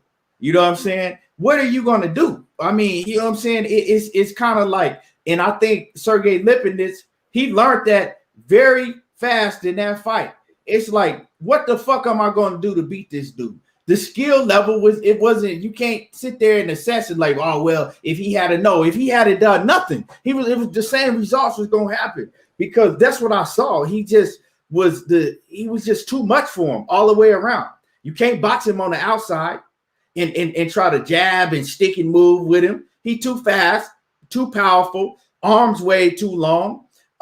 He was just all around just better. It wasn't really no game plan that Sergey Lipnets could have came in there with, right, to make him have any different outcome. And I saw that. And I very rarely can say that in a fight, in a match. But I saw that with Boots. And now I understand. I fully understand now when Shakur Stevenson was asked about, when Shakur Stevenson was asked the question, right? And I'm going to keep it 100. I understand fully what Shakur Stevenson was talking about and what everybody been talking about, what my man Kwame East been saying for years. This kid is different. He different. Offensively, he is different. I understand what Shakur Stevenson was talking about now. When Shakur Stevenson was asked, who would he pick between Errol Spence and Terence Crawford in the fight? And he was like, well, they both this and that. And I can't really pick. And then he went on to say, but Jeron Boots Ennis, man, that dude, he's special. He different. And now I see what he's talking about, because offensively, Jeron Boots Ennis, he's better, way better offensively than Errol Spence and Terence Crawford. And you know what I'm saying? This is me saying this. And I'm not saying I ain't speaking for money, because I doubt he gonna say that. But I'm saying he's not speaking for me. I'm saying that. You know what I'm saying? So let's just get that clear. I'm saying that he's better than both of them offensively. Now, I'm not saying as an all-around fighter, because I think that EJ all around, he the best in the game when it comes to putting the offense, defense, and just the grit and all of the heart and all of that stuff into one. But offensively, ain't nobody touching Boots offensively. The shit that he does, like I said, it's just like when I came up, watching Roy Jones Jr. You can see in Roy Jones, nobody was touching him, offensively. Couldn't nobody do the things that he was doing in the ring. And I see that from Boots. He can switch on you, the power, and then the way that he go to the body, right? We ain't even talking about him just head hunting. He goes to the body consistently. And I haven't seen nobody go to the body like that besides Errol Spence. The boy go to the body consistently. You know what I'm saying? He head, body, foot move, everything. It's impressive. It's impressive. Like I said, the shit that he do in the speed and the power and the accuracy. The accuracy is what really got me. I'm like, this motherfucker is pinpoint accurate. A lot of cats that throw a lot of shots like he do with the speed, they'll miss a lot of shots and a lot of that shit be pity pat. His shit be powerful in pinpoint accuracy. He's just on another level offensively. He's on another level. And he has the footwork to go with it. It ain't nothing that I see from this kid that he doesn't do great when it comes from an offensive standpoint. Now, he still got some holes in his defense. I think a lot of that is due to him just being nonchalant and knowing that he's so much better than everybody that he gets in the ring with, because I did see Sergey Lipnets hit him with some clean body shots. I seen Sergey Lipnets hit him with some, clean overhand rights, but he showed that he could take it and it didn't phase him. But if you get in the ring, now I'm going to talk about, this Errol Spence and Terence Crawford thing with Jeron Boots Ennis. If you get in the ring with an Errol Spence or Terence Crawford, you're going to have to tighten all of that up, because you can't take the same punches that you took from Sergey Lipnets. You can't get hit with the same punches from an Errol Spence or Terence Crawford, because even though you walk through that, we don't know if you can walk through Terence Crawford or Errol Spence, hitting you with that type of shit clean, right? So he gonna have to tighten up his defense, but offensive wise, ain't nobody touching him. I think that, and right now, right, I think that if you ask me who wins, because everybody, it's funny, Money, how, right, everybody talking about, oh, Errol need to fight Boots, Errol need to fight Boots, but they ain't talking about no Terence Crawford need to fight him. All the Terence Crawford people, they screaming and jumping up and down talking about that Errol need to fight Boots, Errol need to. Okay, well, what about Bud? Because we know that Errol is fighting everybody, right? Errol is fighting everybody. Why y'all ain't talking about, well, we want to fight Boots? Because Bud, he needs a Boots. He needs a fight like this. Errol don't need no Boots or nobody else because he's putting in the work. So if Errol and Boots fought, I think that I would have to edge Errol Spence. I don't think that Errol walks through Boots. I think that Boots probably most likely give Errol Spence the toughest fight of his career. My biggest question with Boots is that how does he respond when Errol Spence, right, switches up his game and starts, either, using the jab and showing that he can box, right? Or if Errol, or if Boots is, outboxing them, and then Errol starts, just grinding on Boots down on the inside, digging to his body. And, so Errol Spence, he has too many dimensions to his game. And plus, Errol Spence, quiet as kept, he has a very good defense. You see what I'm saying? Errol Spence has a very good defense. He don't get caught with flush punches. He don't get hit like that. You see what I'm saying? So it's going to be very difficult for Boots Ennis to catch Errol Spence with, a lot of the shit that he catch all them other opponents. Errol Spence is very technically sound and he's very sound on defense. You see what I'm saying? That's going to be the difference. Styles make fights. Now, as far as the Terence Crawford and Boots Ennis fight, Terence Crawford's biggest thing, right, with everybody that he fights, is not only do he got more dog than them, his offensive skills are just at a whole nother level. Before last night, I always was on record saying that I thought that Terence Crawford was the best in boxing offensive wise, right? I thought, Inouye, but as far as 140 and up, right? I thought that Terence Crawford had the best skills. And I'm gonna say as far as like 126 and up, matter of fact, right? I thought that Terence Crawford had the best skills offensively in boxing, right? He could switch, he could throw punches from all different angles, he got good speed, he got power, and all of that, right? But Terence Crawford's biggest thing to me is that he gets hit too much. Errol Spence does not, and Terence Crawford, he don't have the strongest chin. I'm not gonna say that he has a suspect chin or he got a weak chin. I'm not going to say that.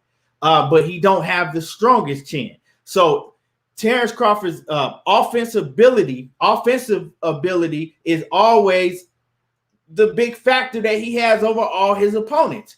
He's stepping in the ring with Boots, right? That is no longer the case. Boots Ennis is better offensively than Terence Crawford. And yeah, I'm saying it. Boots can also switch. He's faster than Terence Crawford. He's more explosive than Terence Crawford. He can hit harder. And he's quick. Both of them are quick. I'm not going to say he's quicker than Terence Crawford, but I'm saying both of them are quick. So if you weigh all of that out, that takes away the biggest advantage that Terence Crawford has over all of his opponents. Is the all-around offensive skill set that he has over all of his opponents. All around offensive skill sets. He steps in the ring with Jeron Boots Ennis. He don't have that, right? And then if Jeron Boots Ennis, right, displays, lets his hands go, which he always does, he is going to hit Terence Crawford with shit that he ain't never got hit with before. Now, how does Terence Crawford respond when he starts getting hit from all different angles with all different shit, right? From a bigger guy, from a more powerful guy in Jeron Ennis. How does Terence Crawford respond to that? Because all of them advantages that you have, you don't have no more. You can't switch southpaw against Jeron Ennis because he can do the same thing, right? So now you're going to have to go back to the old Terence Crawford. You're going to have to move around and hope you can outbox this kid, right? Now, as far as Jeron Ennis, how does he respond when Terence Crawford hits him with, some shit and then come hit him with some more shit and some more shit? So I'm going to say this. The only chance that Terence Crawford has to beat Jeron Ennis is if, one, Jeron Ennis don't have a chin and he can't take Terence Crawford's punch. Because if he can take Terence Crawford's punch, I have to favor Jeron Ennis. That's one, right? And another thing, if Terence Crawford just goes back to the old Terence Crawford where he like, fuck that. I'm going to just win a boring fight. I'm not going to fight like I've been fighting, for the past 3 years. I'm going to fight a whole different style. I'm going to fight a jab, move around, use my footwork. But that might not even work because you're not faster than him. So to me, in the Jeron Ennis versus Terence Crawford, I would have to favor Jeron Ennis right now. I'll have to favor it. And I know everybody on that, oh, well, he ain't ready. He this and that. No, he ready. The kid is ready. He showed he ready. You know what I'm saying? Everybody said Roy Jones wasn't ready when he stepped in there and beat the shit out of James Toney. Once again, everybody said Roy Jones wasn't ready when he stepped in there and beat the shit out of James Toney. Everybody say Muhammad Ali wasn't ready when he stepped and beat the shit out of Sonny Liston. So you can't always, right? You can't always just go by, oh, well, he's this age, he ain't ready. Some fighters are different. He is a fucking gym rat. He stays in the gym. He lives in the gym. And that's the reason why he's ready, because while the rest of these fighters his age is fucking off in the streets, partying, doing whatever they do, he's eating, sleeping, and shitting in the gym. He ready. Don't tell me that shit about he not ready just because because of his age. Everybody ain't built the same, and this kid is built different. He's ready. Put him in there. That's all I gotta say. Let me read some of these comments, and then I'm gonna give it to Money because I know he gonna have a much different view than I do. But that's why we on here. You know what I'm saying? We don't always agree, but he ready. Let me see what y'all saying. Ennis versus Spencer Crawford would go the distance. It wouldn't be a KO in that fight. Great fight with anyone. Macadocious Mac of the South say. Let me see. Let me get through some of these other comments. So I'm gonna get through y'all comments, because I actually want to see what y'all got to say about this whole situation myself. Let me see. Let me find it. Hold on. Anthony Granger say, I seen it coming. I've been saying that Boots is the next big time champion at 147. It's up to him if he don't start reading the headlines. Nah, Boots is different, man. He like his focus and his work ethic is different. The man was talking about getting right back in the gym today. He was like, shit, I always see shit that I don't do good. I'm my hardest critic. I need to go in there and work on some more shit. That's different, man. He wasn't even impressed with what he did. John Kramer says, Boost tries to punch through your soul. Man, that boy do. Mike Rhymes says the reach was the killer. Sheena says she says Boost has a good attitude as well. Very likable young man. Wawa 93 2010 says, I love how he led with the uppercut. Yeah. Sir Antboy says Boost did what he was supposed to do. John Kramer says Ennis switches southpaw more fluently than Terence Crawford does.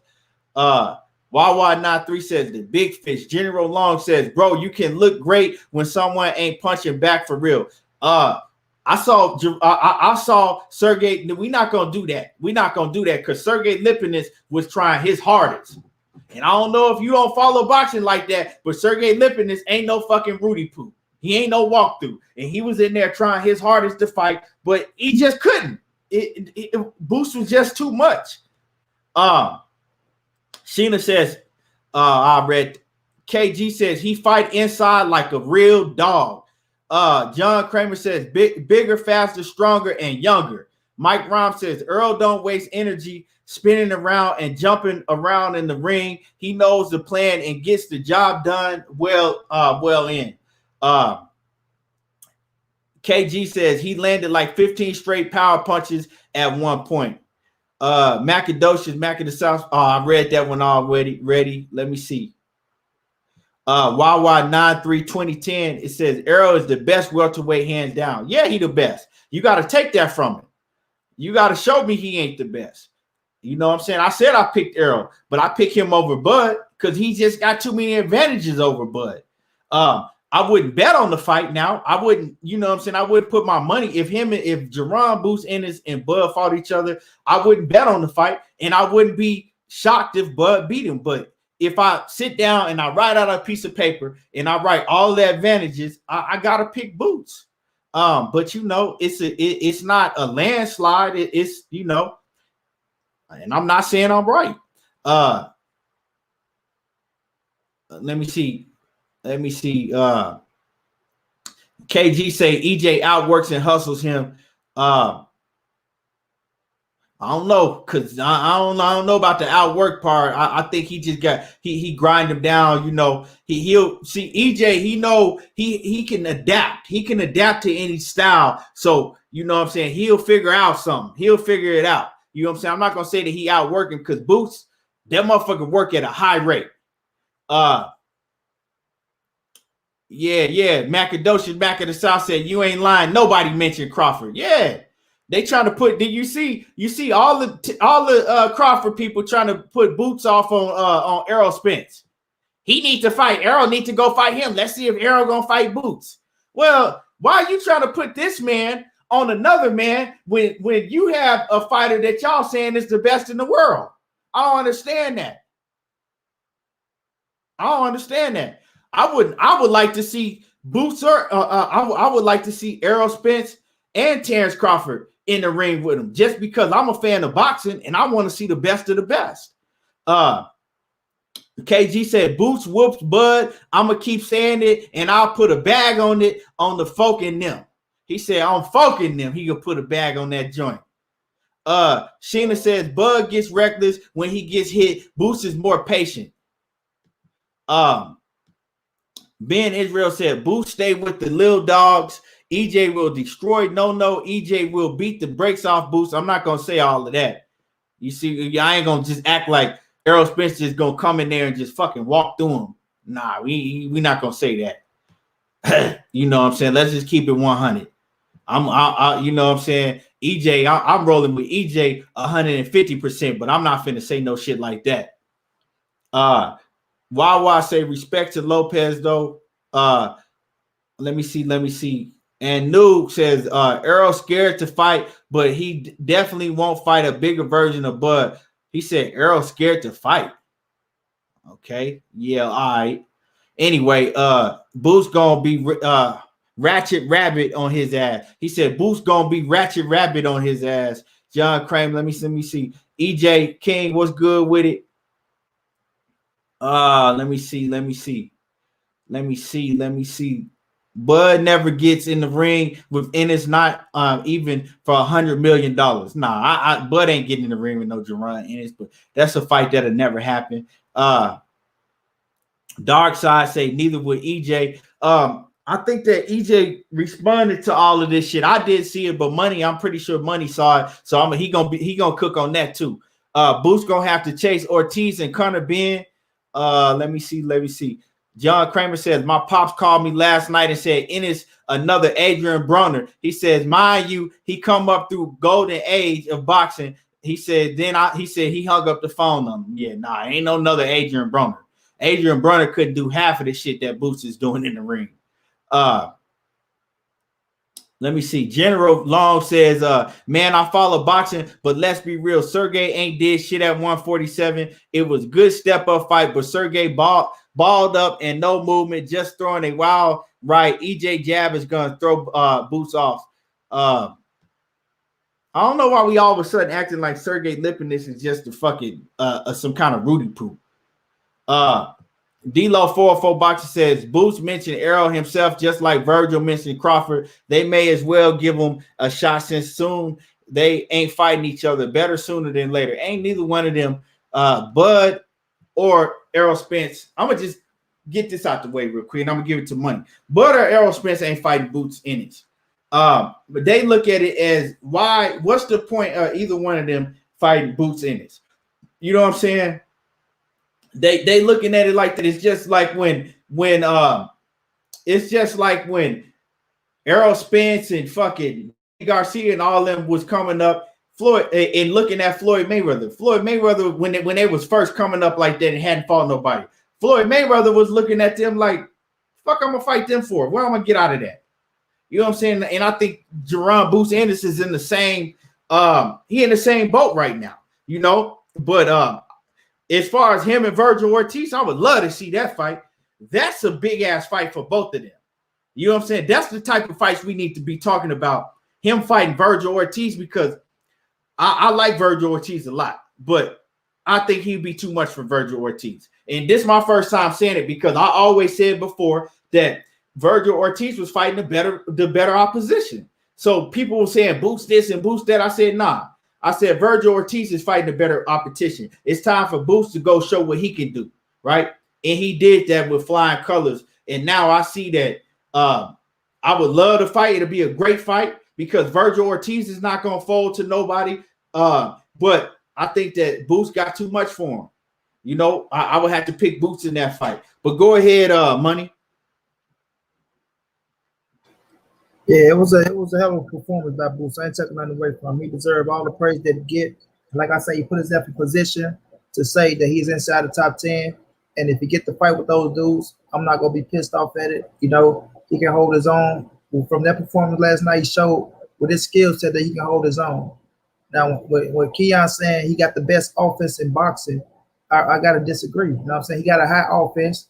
He got a good offense. You can't take that away from him. Fast, strong. Like I say, he catching guys inside, but you got to show that against the elite fighters as well. Just like you try to put on my girl Savannah Marshall, and I agree with you. You do got to fight the elite competition. I think Errol Spence and Terence Crawford stopped Sergey Lipnets as well. You understand what I'm saying? They stop him as well, depending on what fashion we don't know. Now, with Jaron Ennis beating Errol Spence or Jaron Ennis beat Terence Crawford, he's not beating neither one of them right now. He's not going to be either or. You feel me? Like I say, when you're in the ring, you're the fastest, strongest, and smartest fighter, right? Some things you get away with. You're not going to be able to get away with some of that shit against Errol Spence and Terence Crawford. You know what I mean? That switching shit to me ain't gonna work. The switching shit with Terence Crawford and Errol Spence ain't gonna work when you're up there with certain caliber of fighters. You know what I mean? Then the pace. I don't think Jaron Boots Ennis controlled the pace against Errol, nor did he control the pace against Terence Crawford. He's not he don't work not work. He's not active. He's not more active than Errol Spence in the ring, and I don't think he's smarter than Terence Crawford in the ring. You feel me? As good as he is, understand me, as good as he is, he's not smarter than Terence Crawford. You know, and with Errol Spence pressure, it will make for a great fight. You know what I mean? But what happened if they can take his shot? That's what it's gonna come down to. See, when you hit people and you hurt them, you make them think twice. And sometimes you be hesitant on throwing certain shit. You know, when you see a fighter, they got a chin on them, that's when you got to start making adjustments. You got to start making adjustments. And that's what it's going to come down to against Errol Spence and Terence Crawford. You got to make adjustments. Who's going to make the better adjustments? And us saying Bud and us saying Earl in the bigger fights, we've seen them make adjustments in the fights, and we've seen them get away with what they was doing. With Boots Ennis, you got to get past 6. How do you respond? You know, he said at his post fight, you know, he was getting strong as the fight goes on. He felt like he would have been strong in the 12th, just as strong in the 12th as he was in the first. Will you be just as strong in the 12th as you was in the first against the Errol Spence and the Terence Crawford? You know what I mean? Will you be as smart as you was in the first and the 12th against Errol Spence Terence Crawford? Will you be as faster? Would you be as quick? Or would all that shit be there when motherfuckers get into your body as well? Now he do got a sharp little defense on him because he was eluding punches from Sergey Lipnets, but Sergey was getting wild at times. And when I said I felt like he fought the wrong fight, because you don't just stand there and bang it out with the biggest, stronger motherfucker in the beginning. You do try to box from the outside, and if he's getting to you, you try to get to his body to try to take some of the air out the young motherfucker, so he won't have all that steam in the second half of the fight. Of course, Boots got the reach and the height. It ain't that you sit out there, you let him outbox you. It's just you being smart. You're not letting him run off combinations on your motherfucking ass, and you're not letting him pound on your body, but just sitting right there banging with him. You feel me? So, and I believe that Sergey Lipnets could have done that. He could have done that to where he could have made Boots miss a few shots, get hit with some shit, try to get to the body, or at least try to get him past 6, and try to, you know, make him switch his game plan up a little bit. But you stand up there bang with this big, strong motherfucker, you put yourself in harm's way, and you don't do no stupid shit like that, and that's why he paid for it in 6 rounds. But for us, Errol Spence Terence Crawford, it's gonna be totally different against both of them kings. Like I say, them dudes, they still running they fucking pride land right now. They not no young fighter that's ready to give up, that ain't got no heart, none of that shit. But I do think Boots get he get him a few problems early on. He get him a few problems because of his speed. I feel like he is faster than both.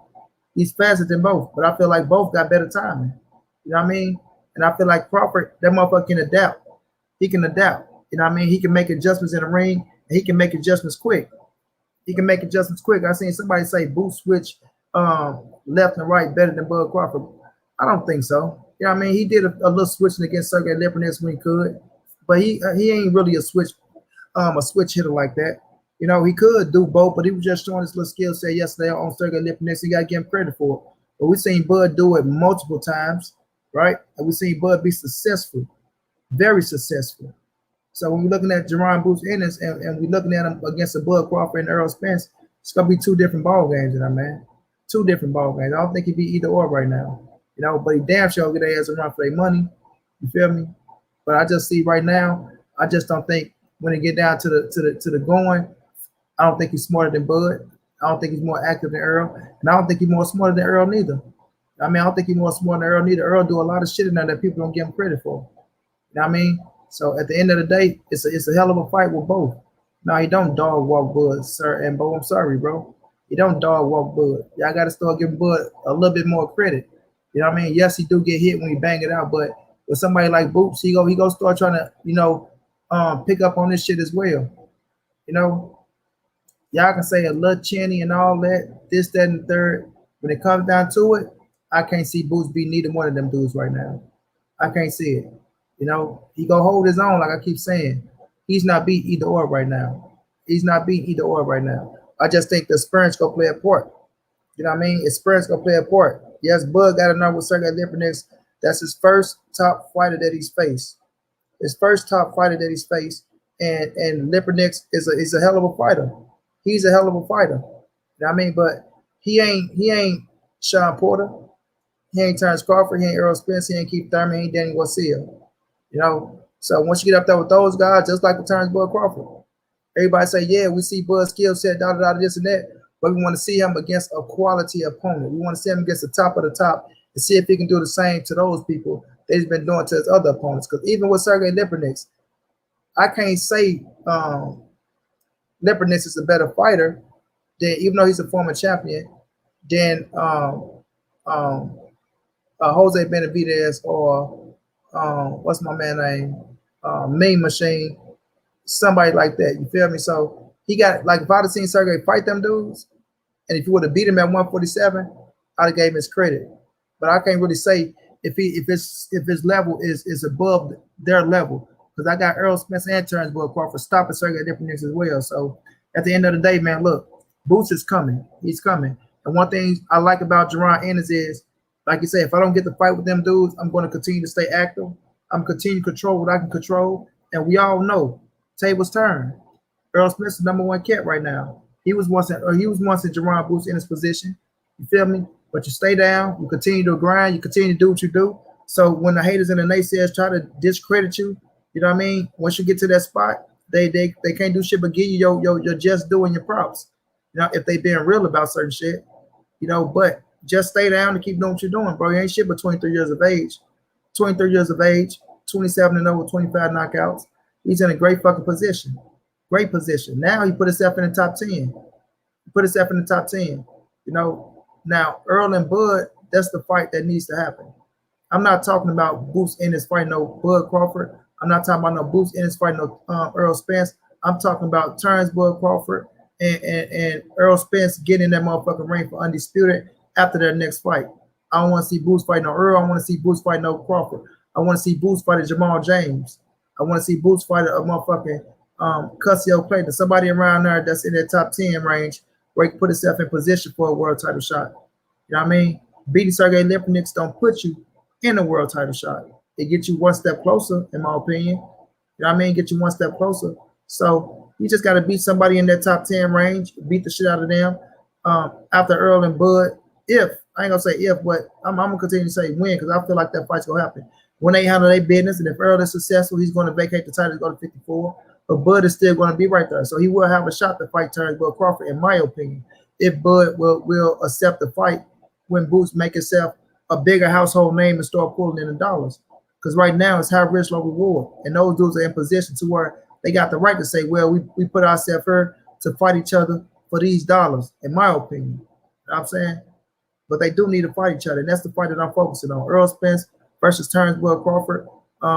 After Earl finished with Ugas and get that scrap, assuming he get that scrap, because anything happen in boxing.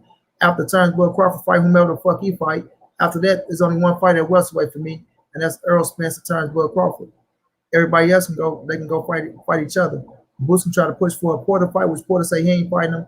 I love to see him fight to become the king affiliate over Danny Garcia, but Danny somebody moving to 154. So Jamal James right there with the WBA regular is a perfect fucking fight for Jaron Ennis, especially with Jamal James being on the PBC side, if I'm not mistaken. Perfect fucking fight. Ray Robinson, perfect fucking fight. You know, it's fight starter to be a title contender to put yourself as a big mandatory. And I think that's the route Boots need to be taking. But right now, there's only one fight at 47. I'm not sitting up here making no post time about Bud, you need to fight Boots, or Earl, you need to fight Boots, or Bud ducking Boots, or Earl ducking Boots. Neither one of them Negroes is ducking no goddamn Jaron Boots Ennis. You feel me? But they need to get in the ring with each other and make that shit happen. And we'll see what happens after that. But Jaron Boots Ennis put himself in a great fucking position. He said that fight go take his career to the next level. I feel like it did with that performance. Beat Sergey Lipnets the way he beat him. It showed to the world that, yeah, this motherfucker is a real player. He's a real player. And that was a better victory than Victor Ortiz's victory over Maurice Hooker. But I do give Victor Ortiz his credit for beating Maurice Hooker. And I got a video coming on the difference between the skills and the difference between the opponents. You feel me? So we'll see what's next for Boots. Boots know he got time. And I do feel like Boots will be a world champion in the future.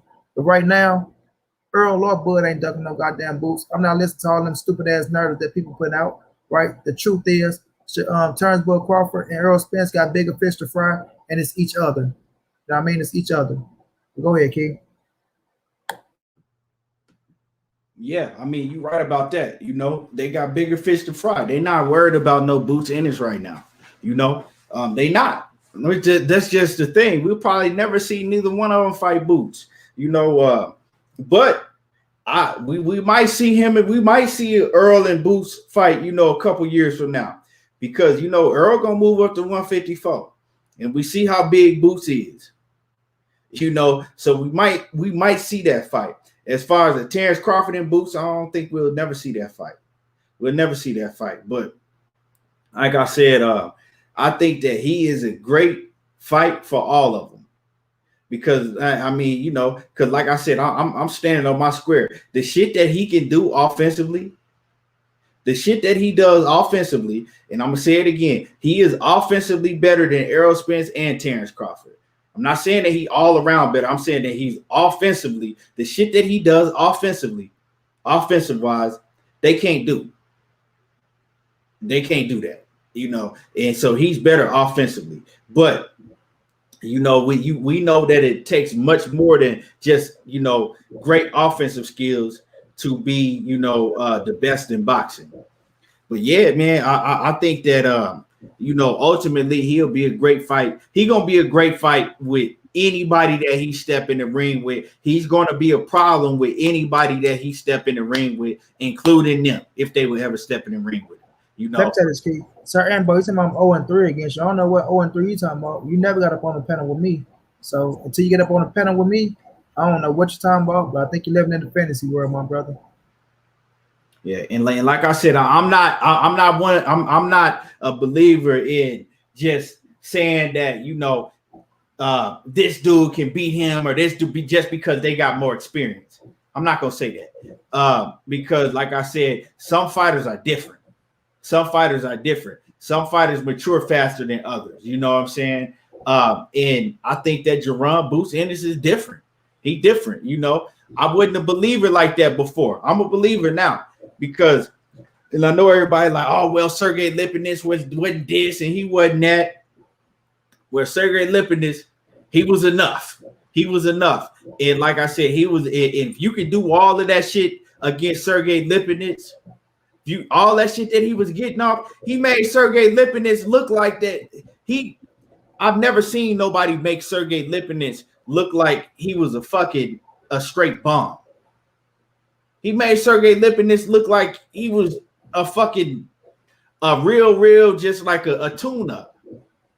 A tune-up. He made Sergey Lipnets look like he was a tune-up, and I think more highly of that than Sergey Lipnets. I think Jaron Ennis, I think that he gets better and better as his competition gets better. I think that Jamal James and all of them dudes, Speedy L, I think he beats the shit out of them dudes. You know what I'm saying? I think he beats the shit out of them dudes. He's going to embarrass them. But the problem is now, right? The problem is that now it's going to be very, very hard for Jeron Ennis to get a fight. Because, see, y'all talking about, oh, well, it was Sergey Lipnets, and Sergey Lipnets ain't that, right? Well, these fighters don't feel that way. These fighters that was looking at that shit, they don't feel that way. So it's going to be very hard for Jeron Ennis to be able to get some of these guys in the ring. So, and I'm not talking about Errol Spence or Terence Crawford or none of them. I'm not talking about that. I'm saying all of these other guys, right, on the level right below them. It's going to be very hard for Jeron Ennis to get any of them dudes in the ring. I'm telling you that, money, it's going to be hard because they see that. They don't want to have to deal with all of that shit, dog. And so we might not see Jeron Ennis in a very, you know, with a, let's say, you know, with one of these other named opponents in a long time. We might not see him in the ring with a fucking Ray Robinson or Jamal James or even a Ugas or anybody like that for a long time. I'm gonna tell y'all what's gonna have to happen. In order for us to see Jeron Ennis in the ring with somebody that y'all really gonna give him the respect that he deserves for, is he's gonna have to basically get in a position to where he force it, to where he gets in a position to where he's somebody mandatory and they don't have no choice but to fight him, or he gets in a position to where he gets to fight for a mandatory eliminator or something like that. Other than that, it's going to be very hard for to put him in the ring with any of these fighters that we got, you know, in our mind saying it'll be a good fight with him. It's going to be very, very hard. And don't think that Oscar De La Hoya going to put Virgil Ortiz in the ring with him either, because he's not. It's not going to happen. Virgil Ortiz probably would fight Boots. I don't see Virgil Ortiz ducking nobody, but De La Hoya ain't gonna put him in there. We're not gonna see Jamal James in there with him. Nobody. Name some fighters, money, off the top of your head that you would like to see Jeron Ennis in the ring with. Jamal James. Yep, I named him. Ray Robinson. I won't be mad at the Mean Machine. David Ebenezer, who just beat Josh Kelly. Custio Clay, who beat Sergey Williams for draw, but he was on that level. You know, Ubers ain't gonna fight him. He's trying to get the big bag. Mikey Garcia is not getting in the ring with no boots. Walter Robinson. Yeah, Mikey ain't gonna fight him. He might be able to get a Jesse Vargas or something. Jose Cito Lopez. Lopez will fight it. He'll fight Jesse Vargas a good name. Yeah. The Stanius kid that just beat Thomas Delorme yesterday. He just beat Thomas Delorme. But see, this is the thing, right? The casual, like, because a lot of people don't know who he is. So Jeron Ennis go walk through Stanius, or Step, however you say his name, he ain't gonna get no respect for it. Stanionis, how he says damn name. Stanionis, he's not gonna get no. He's not gonna get no respect for it because people just gonna say, dude is he's a standing. Our dude stand right in front of him, but you know he's not gonna get no respect for it. So I can't worry about the casuals. I'm just naming the name that's there that we saying that could be potential fights for him because we know he ain't getting the big dudes right now. So it's a few names out there, but I think that Josecito Lopez might will fight him. I think that's a good fight. That you know, I think Jesse Vargas is solid. Jesse Vargas could, you know, would probably fight him. He seemed like he'll fight anybody. When you start right narrowing down the names of the fighters that actually fight him, right? Conor Benn ain't gonna fight him right now. First of all, Conor Benn wouldn't fight him, and Eddie Hearn would put him in the ring with him. Yeah, he on domestic level over there in the UK, man. Yeah, so when you start narrowing down the names, right, of fighters that actually get a contract and say, "I'm with it. I'll beat this. I'll fight this." Ivan Red. What? See, and you say Ivan Redcatch, that's not gonna do nothing because Ivan Redcatch ain't better than fucking Sergey Lipnets. You see what I'm saying? Castillo Clayton, he just fought Sergey Lipnets.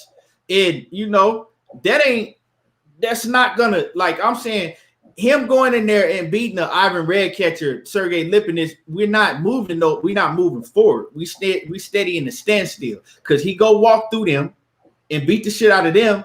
He's still not going to get credit for it. I'm talking about fighters that you're going to get credit for, like a Jamal James. Jamal James, I think he go in there and walk through a Jamal James, he gonna get credit for beating Jamal James, right? He go through and walk through a Jesse Vargas. We know that Jesse Vargas is tough. He go and stops Jesse Vargas and get him up out of there. I think he should get credit. He'll get credit for that. Josecito Lopez, he you know said Josecito Lopez been making noise. He'll get credit for Josecito Lopez. Ray Robinson, but see, he been very inactive. I would say he'll get credit for Igis Kavalaskis, like you said, money. That's a great fight. Put him in there with the Igis Kavalaskis. Igis Kavalaskis is a free agent now. He's no longer with Top Rank. That's a fight that could be made. Let's see when Ray Robinson last fought, because if he getting in there with Ray Robinson, and Ray Robinson is, you know what I'm saying, damn near on a long layoff. Let me see. Ray Robinson. Hold on.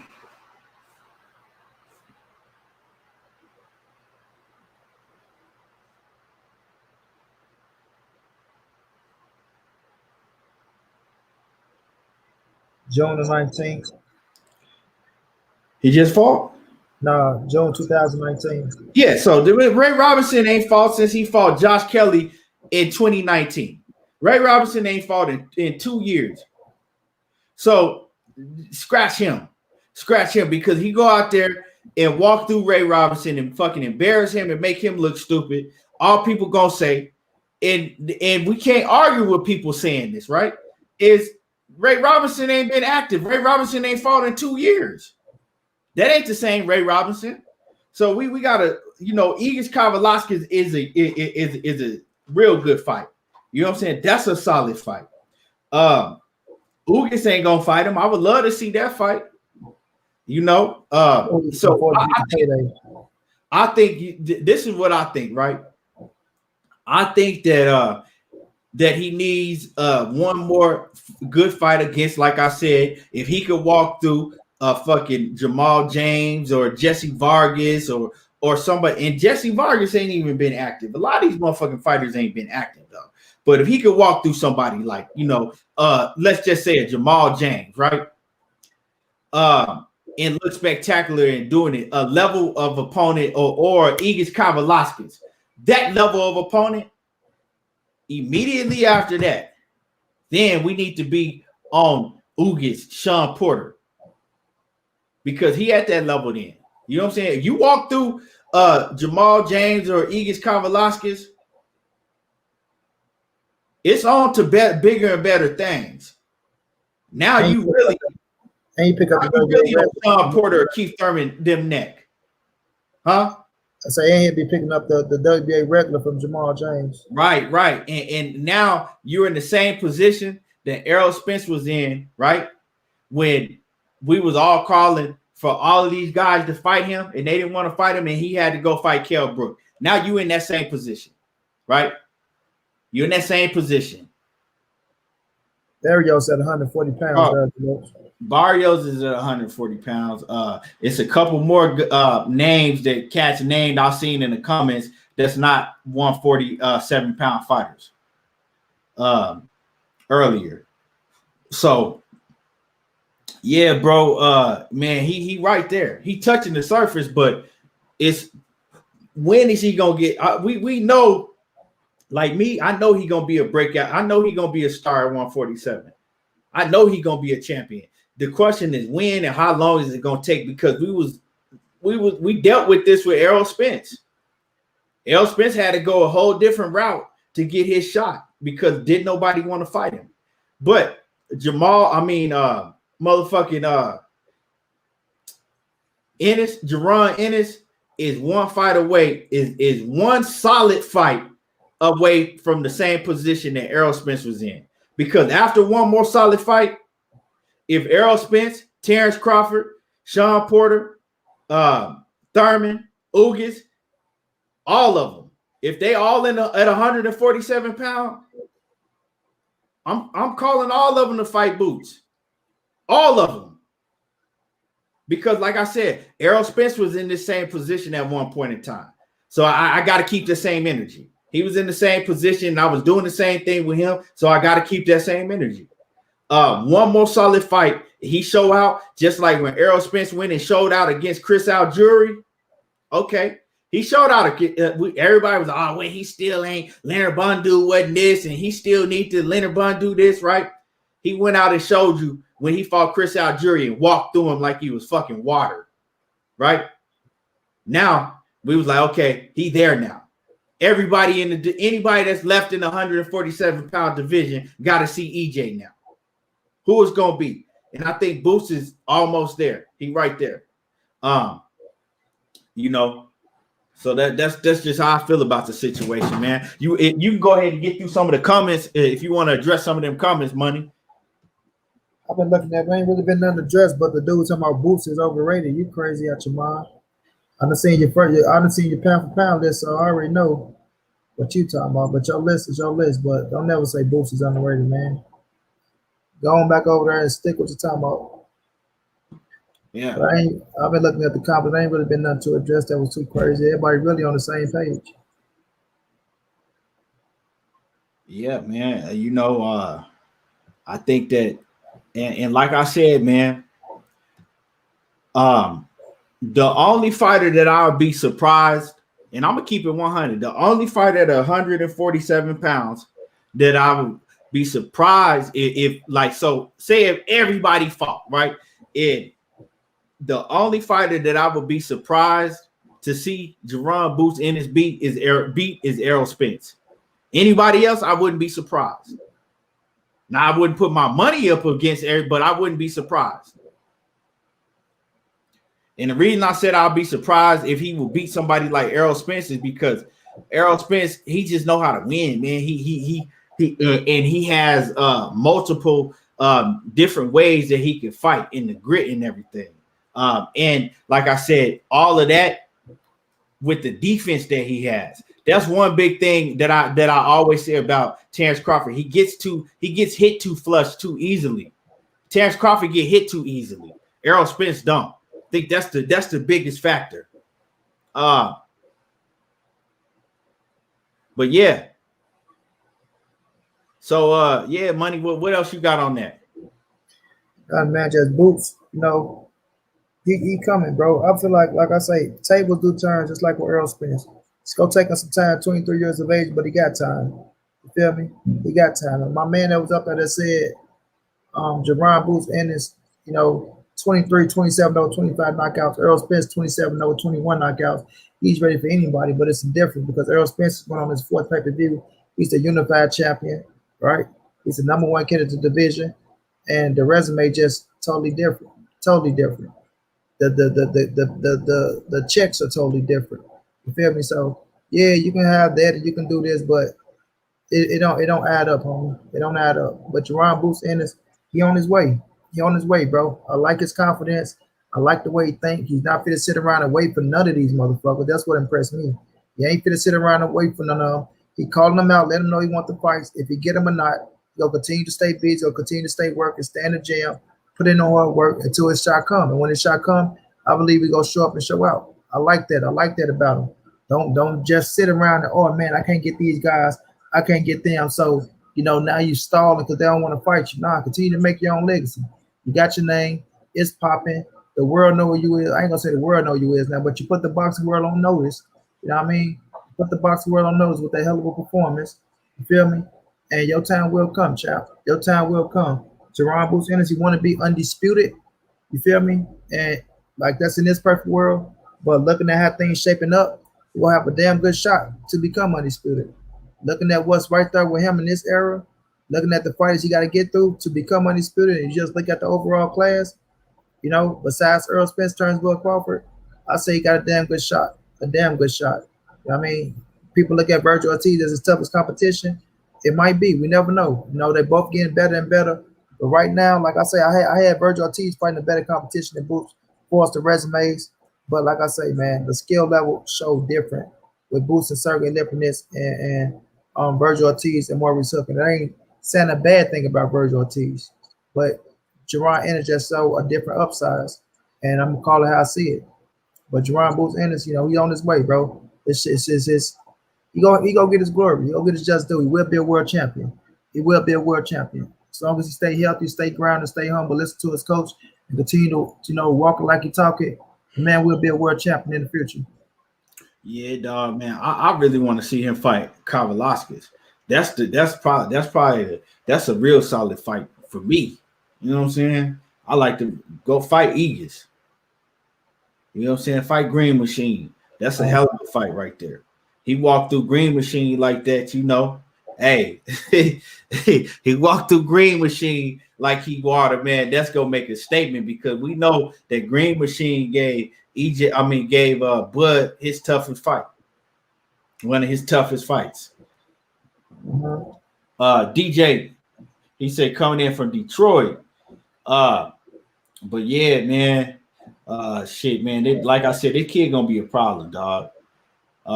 Is he gonna be a problem? He coming. And that work ethic, to me, it's just his attitude and his work ethic. You know what I'm saying? Like, and the way that he's a gym rat.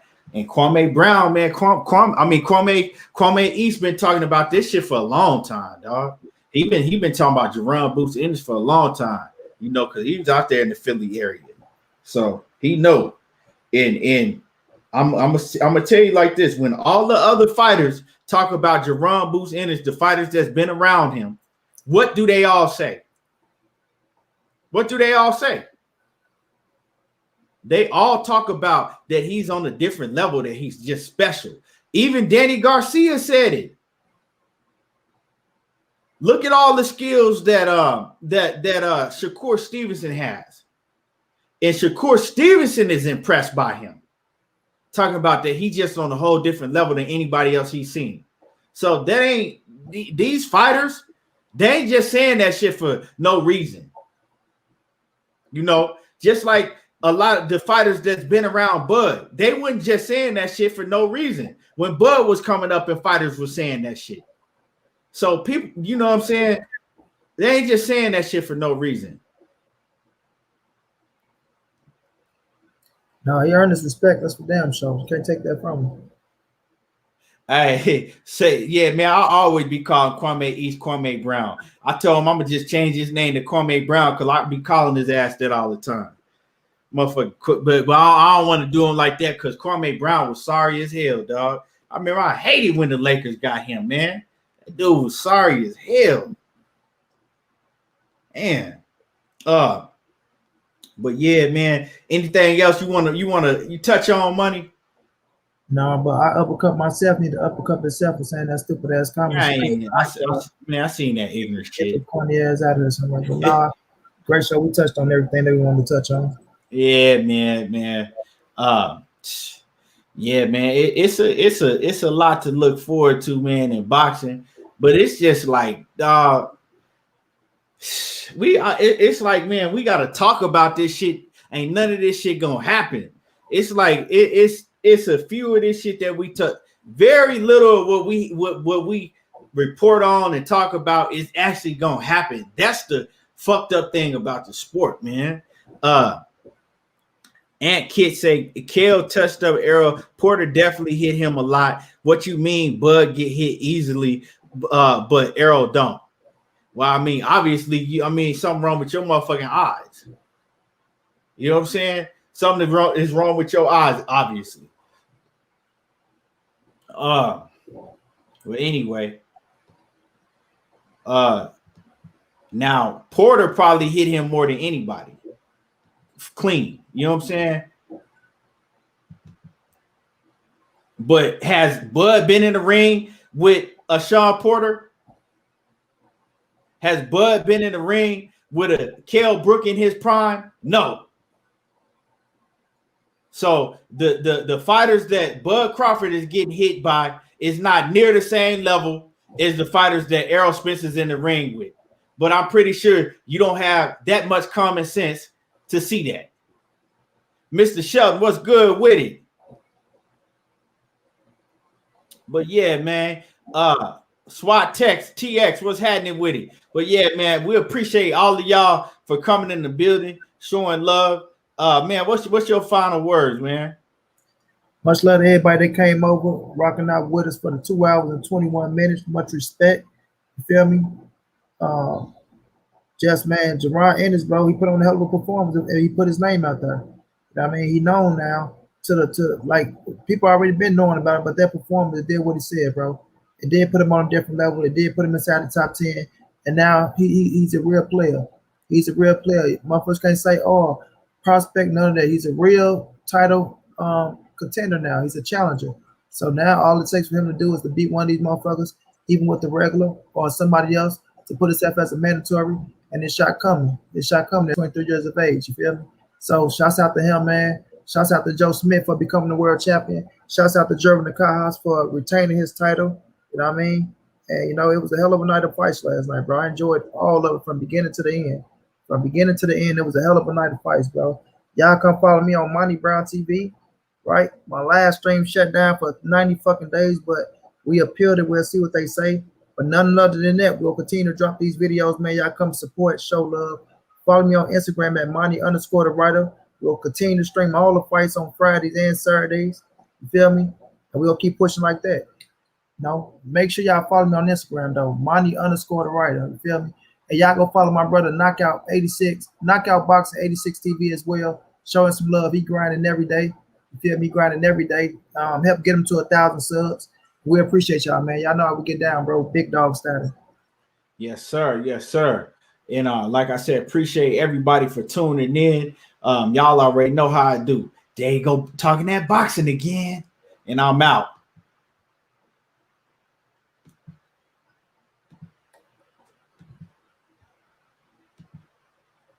Can't see me in no department. Speed, power, chance, heart, none. Alright.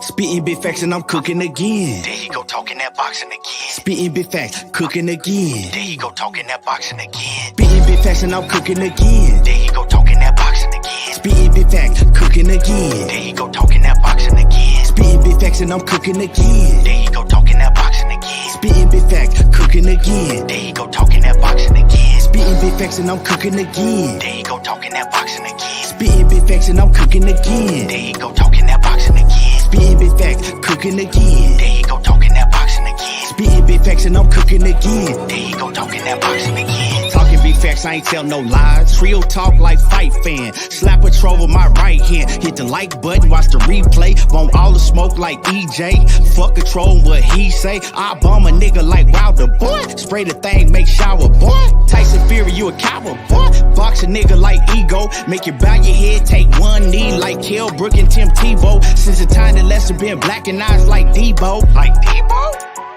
And I'm a breadwinner like Kevin Gates. Smoke strong, make you levitate. On my evil Spence, might meditate. Gon' watch me, you gon' steady hate. But I pimp the game like 7-8. 7-8. And I'm a big stepper like Money Brown. I don't mess around, I don't fuck around. But I'll fuck around, not wear my crown. Fuck around, not wear my crown. Spitting big facts and I'm cooking again. There you go talking that boxing again. Spitting big facts, cooking again. There you go talking that boxing again. Spitting big facts and I'm cooking again. There you go talking that boxing again. Spitting big facts, cooking again. There you go talking that boxing again. Spitting big facts and I'm cooking again. There you go talking that boxing again. Spitting big facts and I'm cooking again. There you go talking that boxing again. Spitting big facts, cooking again. There you go talking that boxing again. Spitting big facts and I'm cooking again. There you go talking that boxing again. Real talk like fight fan.